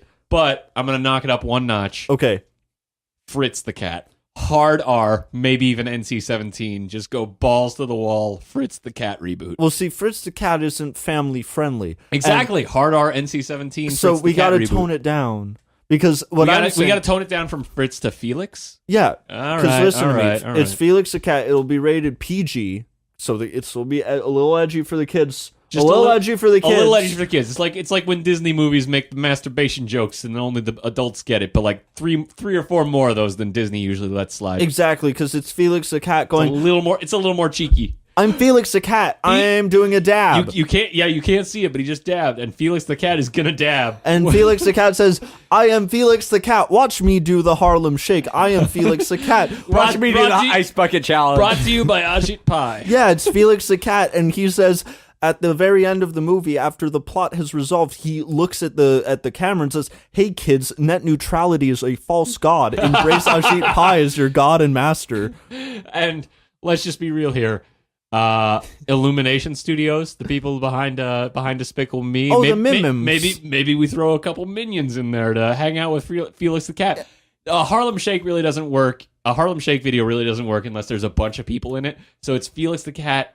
And maybe his human love interest, because he has a human love interest, obviously. That otherwise, what's he gonna do? Cruella de Vil. Fall in love with a cat. Jessica Rabbit. What's he gonna fall in love with a cat? That would be weird. That would be everybody like Jessica Rabbit. So yeah, it's him, his weirdly human love interest, Jessica Rabbit, and a bunch of minions. And that's the Felix the Cat reboot. Guys, we just saved Hollywood. And then there's Rule 34 of all the minions dogpiling Jessica Rabbit. And I can finally get off. No. It's all the minions dogpiling a small piece of background prop work from the Felix the Cat movie. Let's be real. We all know what the internet really wants. You're right. Damn. A bunch of minions dogpiling an inanimate object. I'm on that miscellaneous furniture kink shit, dog. I cannot get it up without looking at a wardrobe. So good thing you don't got it. The Lion, the Witch, and the Wardrobe. The only thing the internet is into these days is like a couch with like some really big swollen hands getting fucked. The Mike's apartment couch. Getting fucked by a bunch of minions. The casting couch. Minions casting couch. Yeah, but the casting couch is the one being casted. Yeah. They're fucking the couch. No. It's a different couch sitting on the casting couch. The casting couch is inanimate. This is an inanimate. This is a sentient couch sitting on an inanimate casting couch with big inflated hands, fucking a bunch of minions. Wait! I love it. It's beautiful. It's Gucci. It's shiny. It's clean. It's great. One suggestion. The casting couch is animate, but it's just the other animate couch on top of it is the one being fucked, but the casting couch is sort of just in a voyeur situation. either voyeur or cuckold. You're on to some genius stuff here. Okay, guys, This is excellent content. we're gonna do some crazy minions casting couch cuck porn. Holy shit. With a side. That is so me. With a side of sentient furniture. Dog. Oh my god! I don't know about you, but I got it. Pornhub's going to be knocking on your door very soon. Yeah, like, my wanting jeans- this idea. They're going to pay hundreds of thousands of Who dollars wouldn't for it. want our yellow banana man sentient furniture, anthro furniture cuck porn? Who wouldn't want that? That's like, I mean, hey, when you think Pornhub, YouPorn, porn.com, porn Xvideos, everywhere. RedTube, porn.com, X Hamster, a big XNXX. big cartoon porn.com. boobs.biz. Lots of porn right here. Click right now, please. .net, Lois Griffin porn. Porn at porn.gov, LinkedIn. porn.org, porn.gov.kz, the Kazakhstan's official porn site. Porn.co.uk, which is especially impressive because they don't have language anymore and they can't type. Well, I mean, hey, a lot of porn is mostly just moan, so it Yeah. fits into the... Yeah, the titles are just... They make no, the UK produces a lot of porn. They just don't distribute because they can't communicate. And distribution requires communication. If there's one thing the British know how to do, it's fuck, and if there's one thing they don't know how to do, it's speak. So they gotta fuck, they can't speak, they get other people to do the speaking for them, but they got the fucking down. So, and that's all you really need for porn. The UK has really changed in the last 30 years. Winston Churchill would roll over in his grave if he had the dimensions capable of turning over in a small coffin. Yeah, let me tell you one thing about Winston Churchill. That man didn't make porn, so I got nothing to say to him. Yeah, Fuck that guy, He metaphorically, Yeah. not literally. yeah, He's he didn't dead. make porn, so he didn't know shit about shit. And that's why the UK is now a wordless hellscape. Yeah, maybe if Winston Churchill was a bit more of a sexual libertine, maybe we would still have language in the UK. That's just a little. I don't like to get too preachy, but it's just something to consider. If Shakespeare was still alive today, he would probably write a story about about Churchill because About the Harlem Shake. No, because the story of Churchill is some tragic irony. He had such a wit and he had such a way with words, and then because of him, 30 years down the line, the UK becomes a hellscape where there is no language. There's only primal screaming. Yeah, you know what they say: if you have wit, you don't got dick. And Winston Churchill, he traded wit for dick, and now everybody in the UK is all dick, no wit. All dick, no, not even they can't even articulate not having wit because they don't have the language to express it. It's like Flowers for Algernon on like a national scale, where everybody has lost all of this cognitive ability and they can't even conceive of what they've lost. And the real sad thing about this wordless pornscape of the UK is that it's not even good porn. Where's the couches with inflatable hands? Where's the cuckolded? Where's the 1080p HT version? It's just very generic. It's just penis and vagina. Who the fuck wants to watch that? It's just not me. It's just boring old bang bus. Just luring a lady who's clearly an actress into a bus, and she's like, "Oh, I've never done this before." It's like, yeah, we all know that this is an act. It's all just incredibly uninspired porn. I want the crazy shit, and of course they can't even say all those lines because they don't have words. But it's just, hello, who are you? I'm the words delivery man. You guys don't have language anymore. And then they kill him because this is the world without language. Haven't you ever seen that movie Babel with Brad Pitt and Rinko Kikuchi? I have seen that. You should. It was nominated for several awards. You know what else was? The King's Speech, and look at how good the King's Speech was in London nowadays. Not Colin very. Firth says tits. That's pretty cool. Wow. Tits are okay. No, ass is okay. Just Colin Firth saying tits. Okay. Well, the saying tits, Colin Firth saying tits is okay. Tits themselves are okay. Hips are okay. Ass is okay. But when I say okay, I mean it's shit. It's bullshit. I hate it. Get it out of my sight. All I need is that Minions gangbanging a couch. That's all I fucking need, and the Brits don't fucking provide that. Yeah. Get out of my face.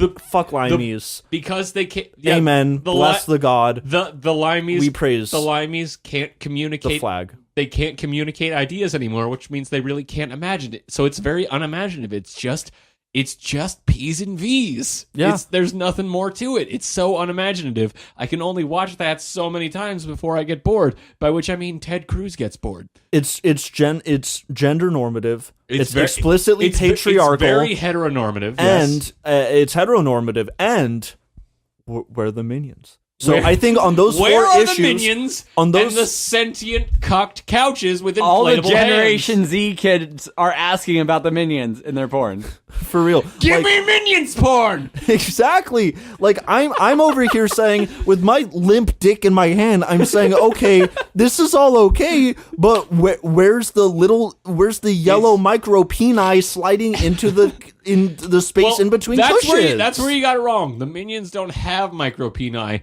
They are just giant peni. They are the phallus. Look at them, man. They're just yellow peni going into this couch with the big inflated hands. I gotta say, I have never been more aroused than now. That is a new revelation. I am just a crowbar in a pair of jeans. So I met the dude who is the screenwriter for Despicable Me. He's responsible for the minions. He's responsible. Let's He's get him. I like to imagine, just real quick, he has what's his name? Cinco Paul. So like he has Great a little name, by the way. he has a little placard on his desk. It says Cinco Paul, responsible for minions.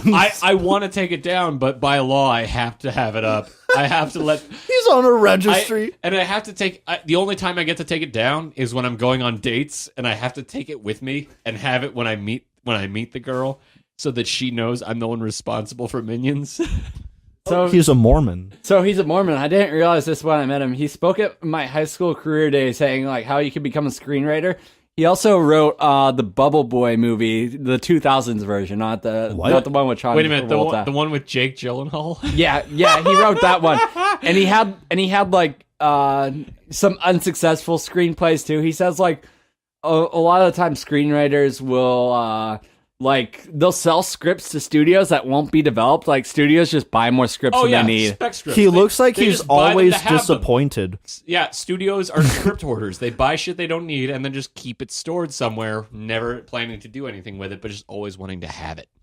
Okay, but Iannis, have you seen the early 2000s remake of Bubble Boy, of The Boy in the Plastic Bubble with Jake Gyllenhaal? I can't say I have. Okay, actually. I wouldn't call it what the kids are calling these days, what they're calling good. Okay. But it is fascinating.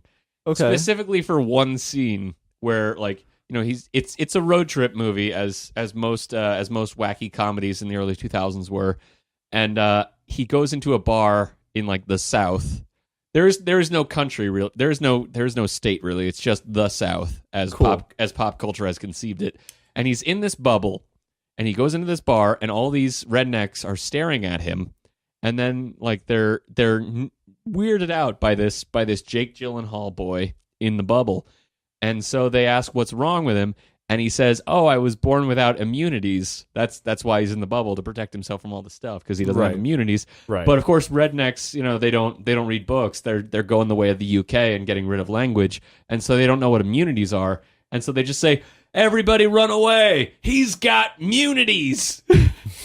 like they're fucking terrified of catching immunities. Like it's like this new disease that the CDC doesn't know about yet. Ian's now playing the trailer for the early 2000s Bubble Boy movie starring Jake Gyllenhaal. Wow. on silent.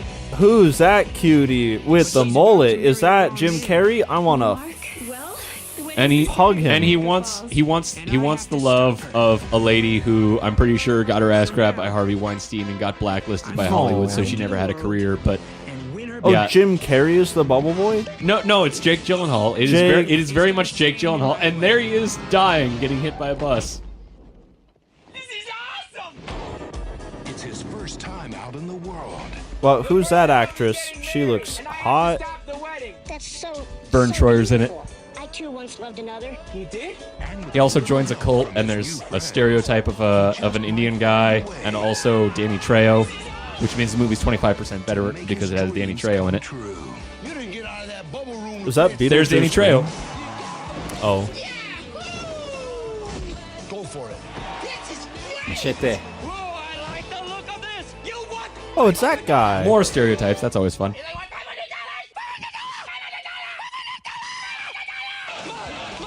The early 2000s were truly a desolate cultural wasteland, which I would sooner forget. I mean, we weren't in a hellish recession completely bent over a barrel by capitalism, but the movies were not good. So, maybe the hellish recessions were inside. It was super anti-PC times. We're in a hellish recession right now, and there are some movies that are just downright okay. You know what I would say is that maybe the 2008 financial crisis, it was global. It really was global. It was, maybe it, just shafting. Yeah, everyone. like I saw that when I was in Spain in 2009, like lots of protests and strikes there. Oh yeah, we get it, Ian. You've been to Portugal. Okay, French man, name of Ian. Go eat your baguettes, Portugal man. Fucking Portugal the Man as a band. No. I'm pretty sure that Portugal Man is a song made by They Might Be Giants for their partnership with Tiny Toons. I thought it was a DC Comics. Not with superhero. Tiny Tim. No. Tam. No, Portugal Man. Sam. Like you can look it up. It's a Tiny Toons song. It's like Portugal Man. That's what he is. He is that. And then Portugal Man. There are some blast beats. Yeah, it's a shitty song. Yeah, It's They Might Be fucking Giants awful. really went downhill. Like they didn't know what they were doing. They just shat all over the studio. Yeah, like Elvis. Yeah, Istanbul was way better. They did a Tiny Toons with that. It was way better. Yeah. Far more coherent. Mostly because they just named places. Yeah. So I mean, the one upside of the incoherent one is that indeed it charted fucking real successfully in the UK because no one had to understand the lyrics. Yeah, it's like they're just like that sounds right. It's like, I love bringing this up. Ian has heard about it before. There is a song created in the 70s by an Italian pop star who was pissed that American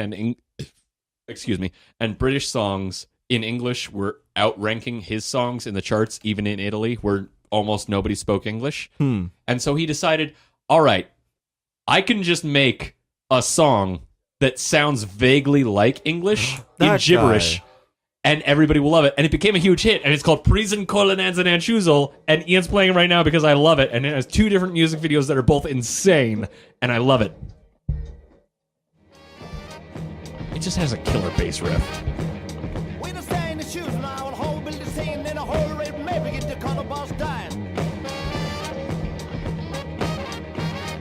This is fire.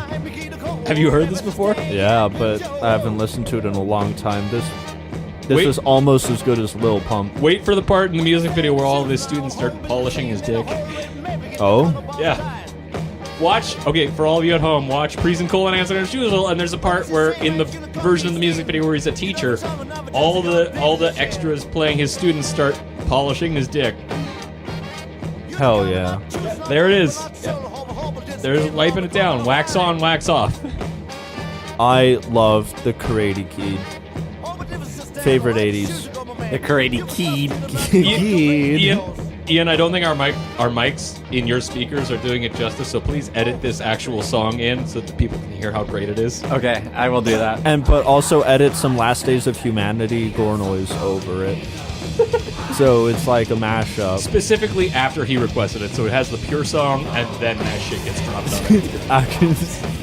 It's like a metaphor. It's like it's invading upon the pure noise of Prison Colonanza and Chuzol and just colonizing the fuck out of it, like Star God Christopher Columbus. Like Star God, you call him Star God, I call him Demiurge, but I think ultimately we can both agree on one thing: he is the crawling chaos of the dark tapestries within between the stars, and he sleeps in the nightmare city of Ralia.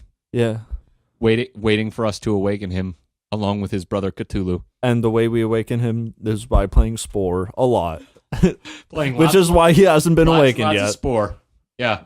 And then you play Call of Cthulhu to wake up Cthulhu, because that makes sense. You call him, of course. And you're like, hey, what's up, boy? And then once he wakes up, Christopher Columbus is sleeping under him, and you play Spore so that he comes up too, and then they both just completely colonize the shit out of us, force us to speak their language, and just steal all of our spices, and just fuck everything up forever. Would they even force the UK to speak their language? Yeah, obviously. And then we would all have to celebrate Joint Cthulhu Christopher Columbus Day. If there are joints involved, you won't see me complaining. Am I No. right? I love 420 is the weed. weed number. Weed. No. Christopher Columbus inhales all of the weed off of the stalks, and there's no weed left. He ruined weed, and we still have to celebrate him. Wow. Yeah, it's... Can I get a big hashtag resist Columbus Fuck Christopher Columbus. 2018? I think now we all know how the universe feels, because everybody has been fucked over by Christopher Columbus. I'm really... This is growth. This is all, growth for me. Yeah. H.P. Lovecraft thought that Cthulhu was the bad one because he was a fucking racist, but the rest of us know that Christopher Columbus was the very worst of the elder gods. Yeah, for real. Or there's the great old ones, and then there's the elder gods. I know Cthulhu's a great old one, but I think Christopher Columbus, I think he's transcendent of the great old ones. Yeah. I think he is an elder god. I think he's straight up fucking just out there, stupid. Well, we've covered this. Yeah. We've covered this. Although, I mean, whether you're an old god or a great old one, I really don't think these names really mean anything, because if you read the books, Cthulhu was just killed by a fucking boat. Was he? Yeah. I haven't read the books. Some guy just drove a fucking boat into Cthulhu, and there goes Cthulhu. I'm going to exhume H.P. Lovecraft's corpse and piss all over it. That is the worst story I've ever heard. And also just extremely racist. Well, yeah, that, but I mean...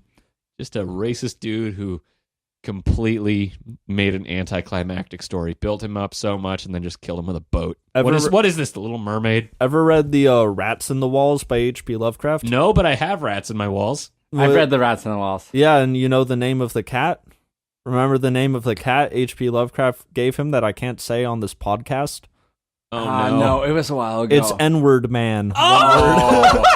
Hard R. So yeah, in case but that's H.P. Lovecraft, because it was a black cat, so H.P. Lovecraft was like, oh, this makes sense. Yeah. So yeah, he was a virulent racist. Yeah. He was weirdly racist even for those times. Yeah, the people, like, when I tell people that H.P. Lovecraft was super racist, and they're like, really? I'm like, yeah, have you ever seen Django Unchained? And they do like the scene where Leonardo DiCaprio is talking about skulls, and it's like, oh yeah, this is a black person's skull, except he doesn't say black person. He says the N-word, obviously. But like, oh yeah, see how their skulls are shaped to be, you know, all these horrible stereotypes about black people. It's like, yeah, he was that kind of racist. He was like eugenics, like there's science behind this racist. Yeah, he was a phrenologist. Yeah, writer. The shape of your skull determines who you are. Yeah, phrenology. And what's really funny is that, I mean, funny with quotes around it, he was a phrenologist, you know, pretty racist dude. He was also like a NEET, though. Besides his writing, he like was a total shut-in, didn't really do much. Like, I don't think he had a lot of claim to superiority. Yeah, he never talked to a person who had ever seen the sun because they were too dark for him. He had never seen the sun. He was literally pure white. One of the few in the world. He got rickets because he never saw the sun and didn't have enough vitamin D. And he looked like he hides birds in his mouth. If you look at pictures of him. I'm pretty sure that's true. But those birds have also never seen the sun. Rip and pepperoni, little mouth birds of H.P. Lovecraft. I'll remember you. Wasn't there like an orchid lyric or something? When I die, 1,000 birds will come out of my mouth. Maybe. Yeah, it was about H.P. Lovecraft. It was probably referencing Except him. It wasn't about cosmic horror. It was just about his horrific racism and bird hoarding habits. Well, actually, I thought when they said, when I die, 1,000 birds will come out of my mouth, that's how it sounds on the orchid track. Anyway, I thought it was supposed to be metaphorical for Elvis Presley's colonautopsy when he died. This keeps circling back. 1,000 birds because he ate so much. He ate so much country fried chicken. I'll go to a KFC and have a whole bargain bucket before he died. So it was just 1,000 birds coming out of his quote unquote mouth. It's the undermouth. Yeah, if you know what I'm talking about. The mouth was more of a Y incision. Yes. The asshole. That's what I'm talking about. I'm talking about the giant Y incision that they did for his colonoscopy / autopsy. That too. Colonautopsy. Colonauta. That really sound. We gotta do some gore grind together sometime under the name colonautopsy. Yeah. Hell yeah. That is begging That's to be a future Iannis and Ian project. Hell yeah. First we collaborate on like acoustic music, then we collaborate on some fucking Wait a minute. biological monstrosity worship. Wait a minute. I feel like the colonautopsy is a subtitle or perhaps an album title, and the proper band title should be like The Anal Parsons Project, the colonautopsy. Huh. I like it. It sounds like Birdemic. It's artistic, and it gives a message about global warming. Experience. Oh, and terror. Inconvenient Truth. What a good movie. Then that's what we gurgle. Hell yeah. I gotta say, Metallica can suck my dick. Sperm Swamp is the best metal band out there. I'm just saying. I'm just putting that out there. Wicking the Cadaver is the best metal band out there. If Metallica sucks your Big dick, if then true. don't they become Sperm Swamp? No. I'm unable to ejaculate That's- unless there is a I'm- sentient couch with I'm pretty with sure- hands getting fucked. We've established I'm pretty this. sure that Metallica sucking dick is where all the hooah sounds come from in their music. James Hetfield, more like that, what you James just said. Headfield. James giving Headfield. James they call him blowjob giver. even though I just gave them a softball nickname, they just completely whipped it and said, "Oh yeah, James blowjob giving Hetfield." I give them a perfect nickname. There's like, no, not that. That's too easy. James who gives oral sex to penises. That's what they call him. Yep, and there's nothing wrong with that. Yeah, nothing wrong with that. Yeah, this is not. But he does it. Yeah, we got to establish that. It's just an objective fact. No judgments. You do you, James Hetfield. What I do judge James Hetfield blowjob giver for, though, is the fact that he doesn't heart hip hop. let me say that. You gotta heart hip hop. You gotta heart hip hop. If you don't heart hip hop, what do you have in life? Not hearting hip, and that's hip hopopotamus. Pip from Great Expectations. Yeah, the brave little toaster. Yep. The Iron Giant, just all of them. Fucking SpongeBob on VHS, tracking issues, playing Sandy Cheeks hip hop music. You can't have that if you don't heart hip hop. I do. Lo-fi hip hop chill beats radio 24 hours on YouTube. To study to anime.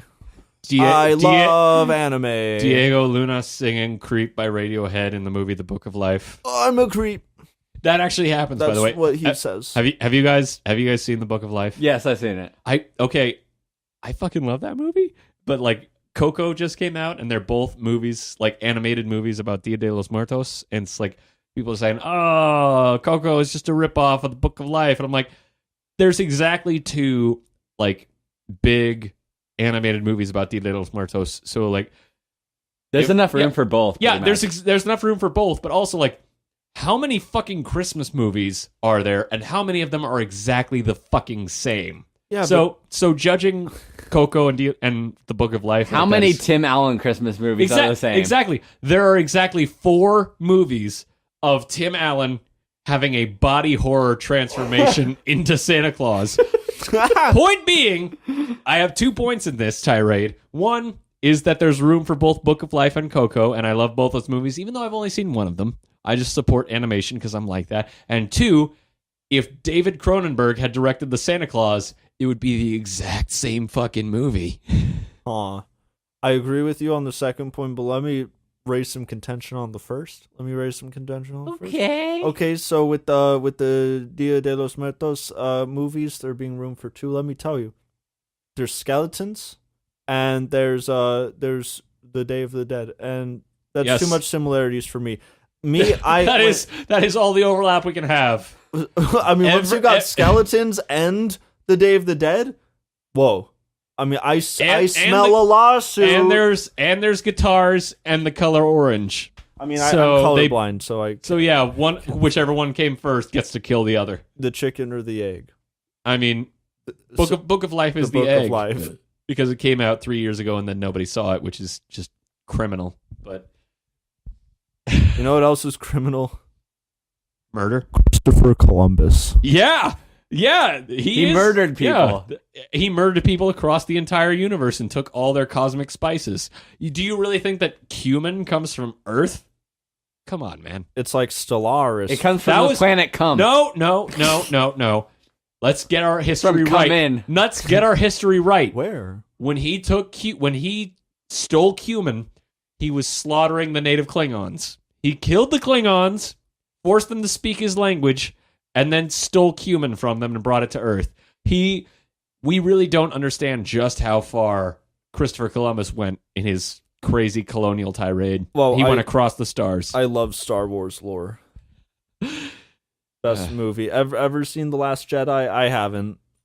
Neither have I. Let's make up some spoilers. So it turns out Luke is actually Darth Vader's father. It's a fucking fucking time is a flat circle. It's like what's the movie? Back to the Future. Yeah, and Leia has no hands in this movie. And here's the craziest twist, because they got sewn onto a couch that's getting here's the craziest twist.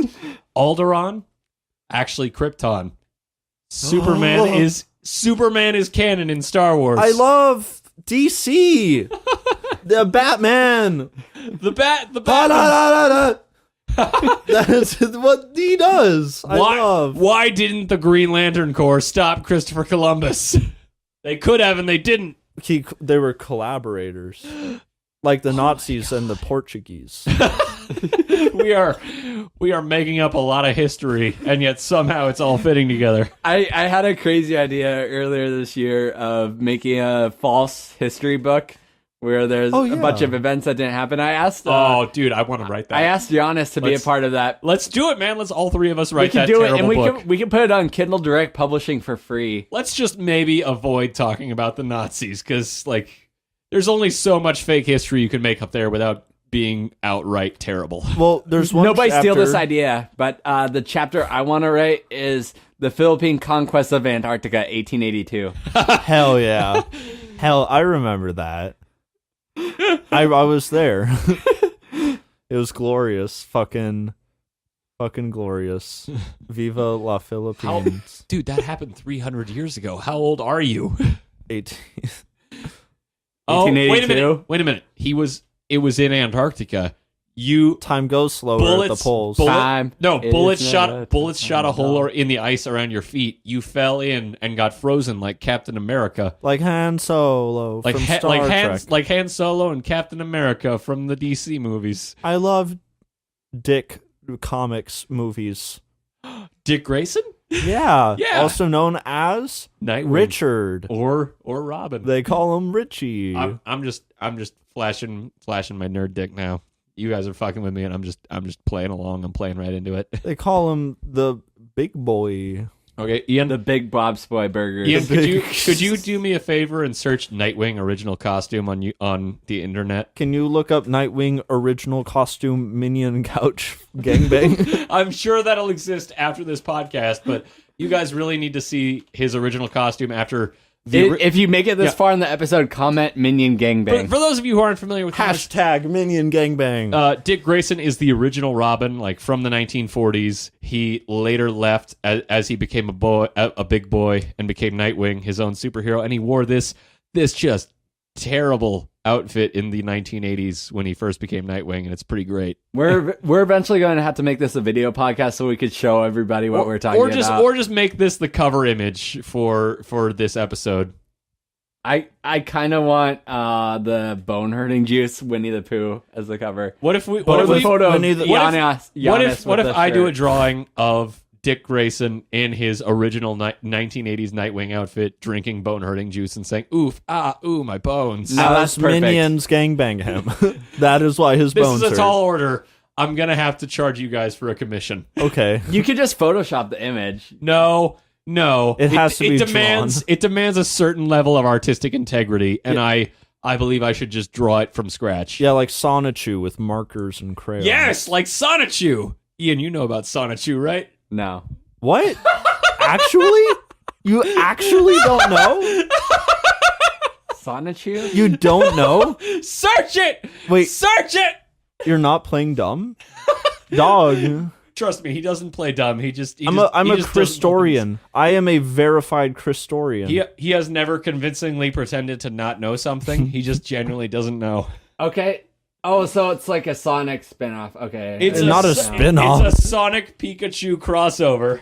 But no, it's his own original character, Jack. Do not steal. It's his own original character. He even looked Wait. up. No, it's definitely a guy. Wait, no, but He no, even no, looked no. up the R in the circle so that he could copy and paste it so that it's copyrighted. Do not steal. But previously, Christian Weston Chandler does go by Christine Weston Chandler on Facebook.com.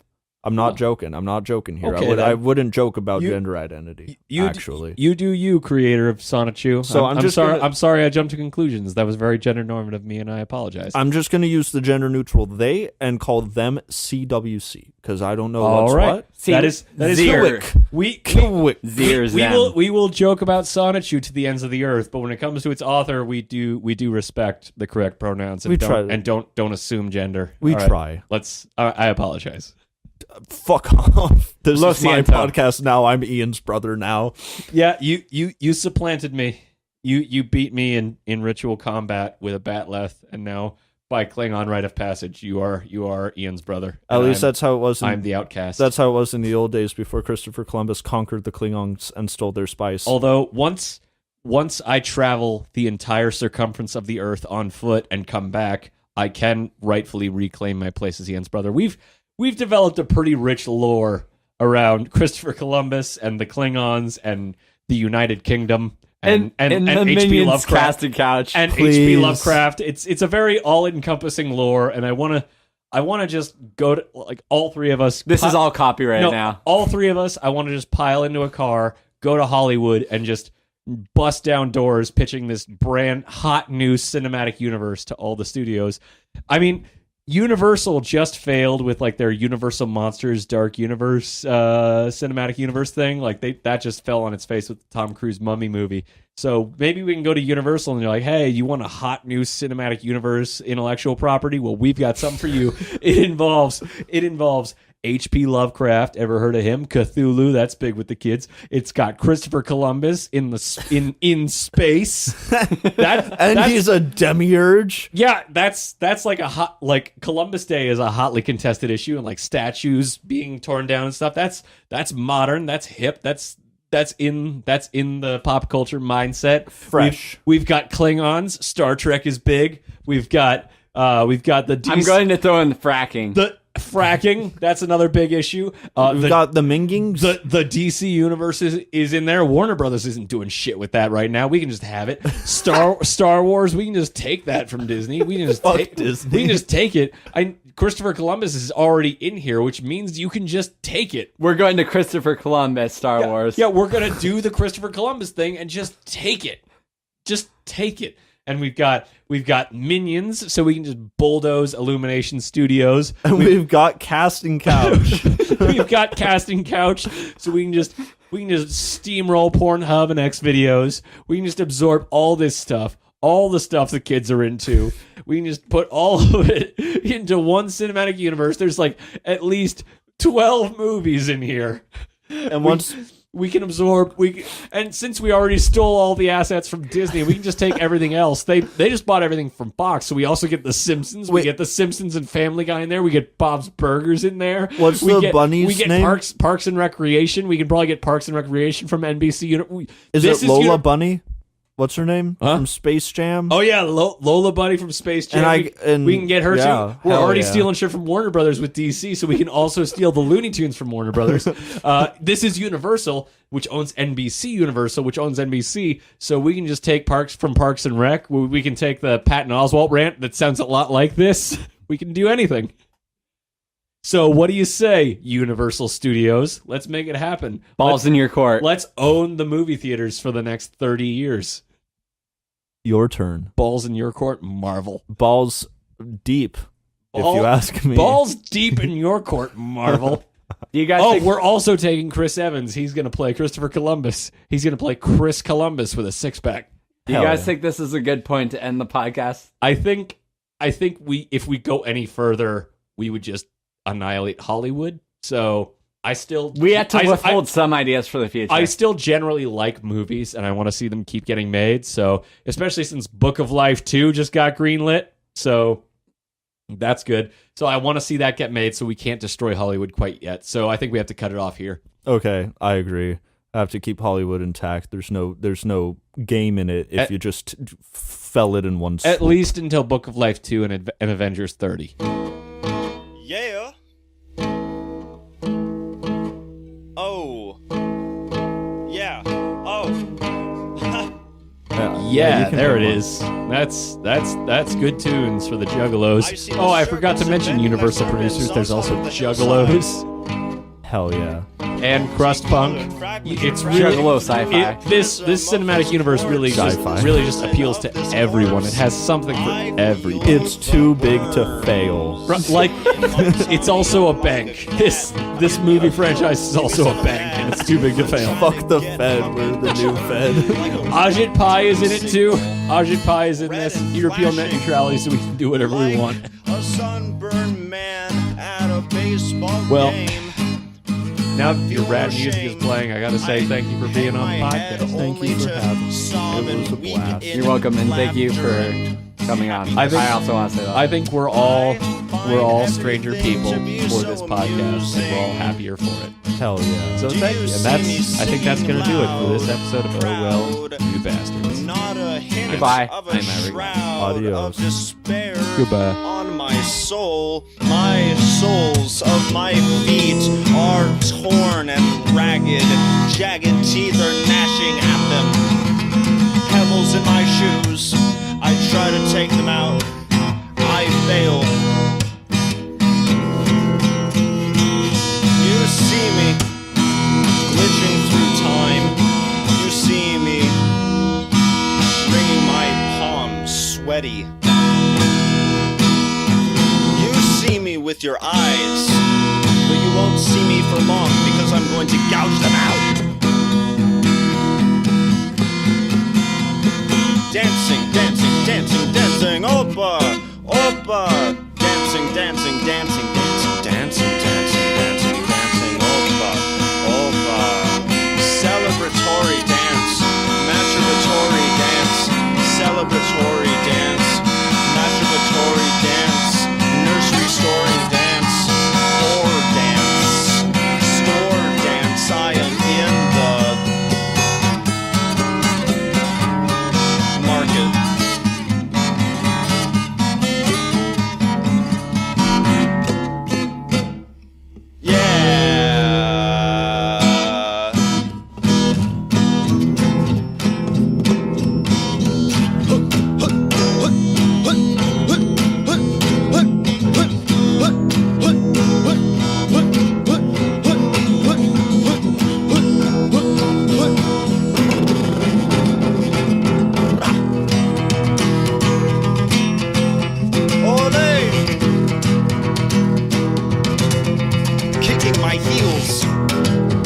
Stumps and nubs and bones jutting out of skin.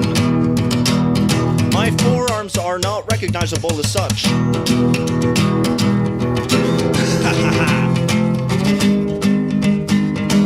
Plastic bag over my head.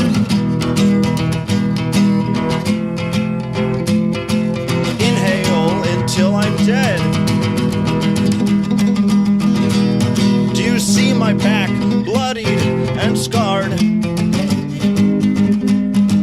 Do you see my chest stuck in this tar pit like I'm a woolly mammoth of a problem when I'm trying to get sober?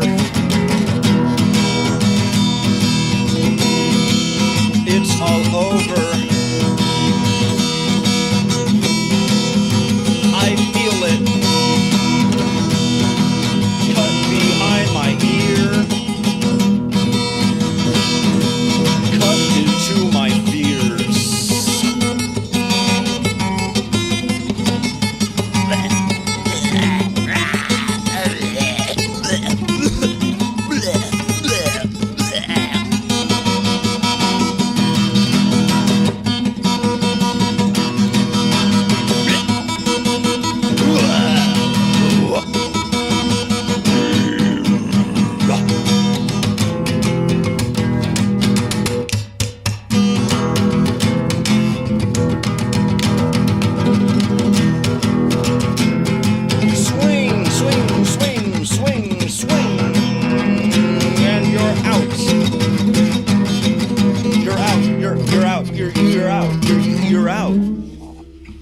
you're out.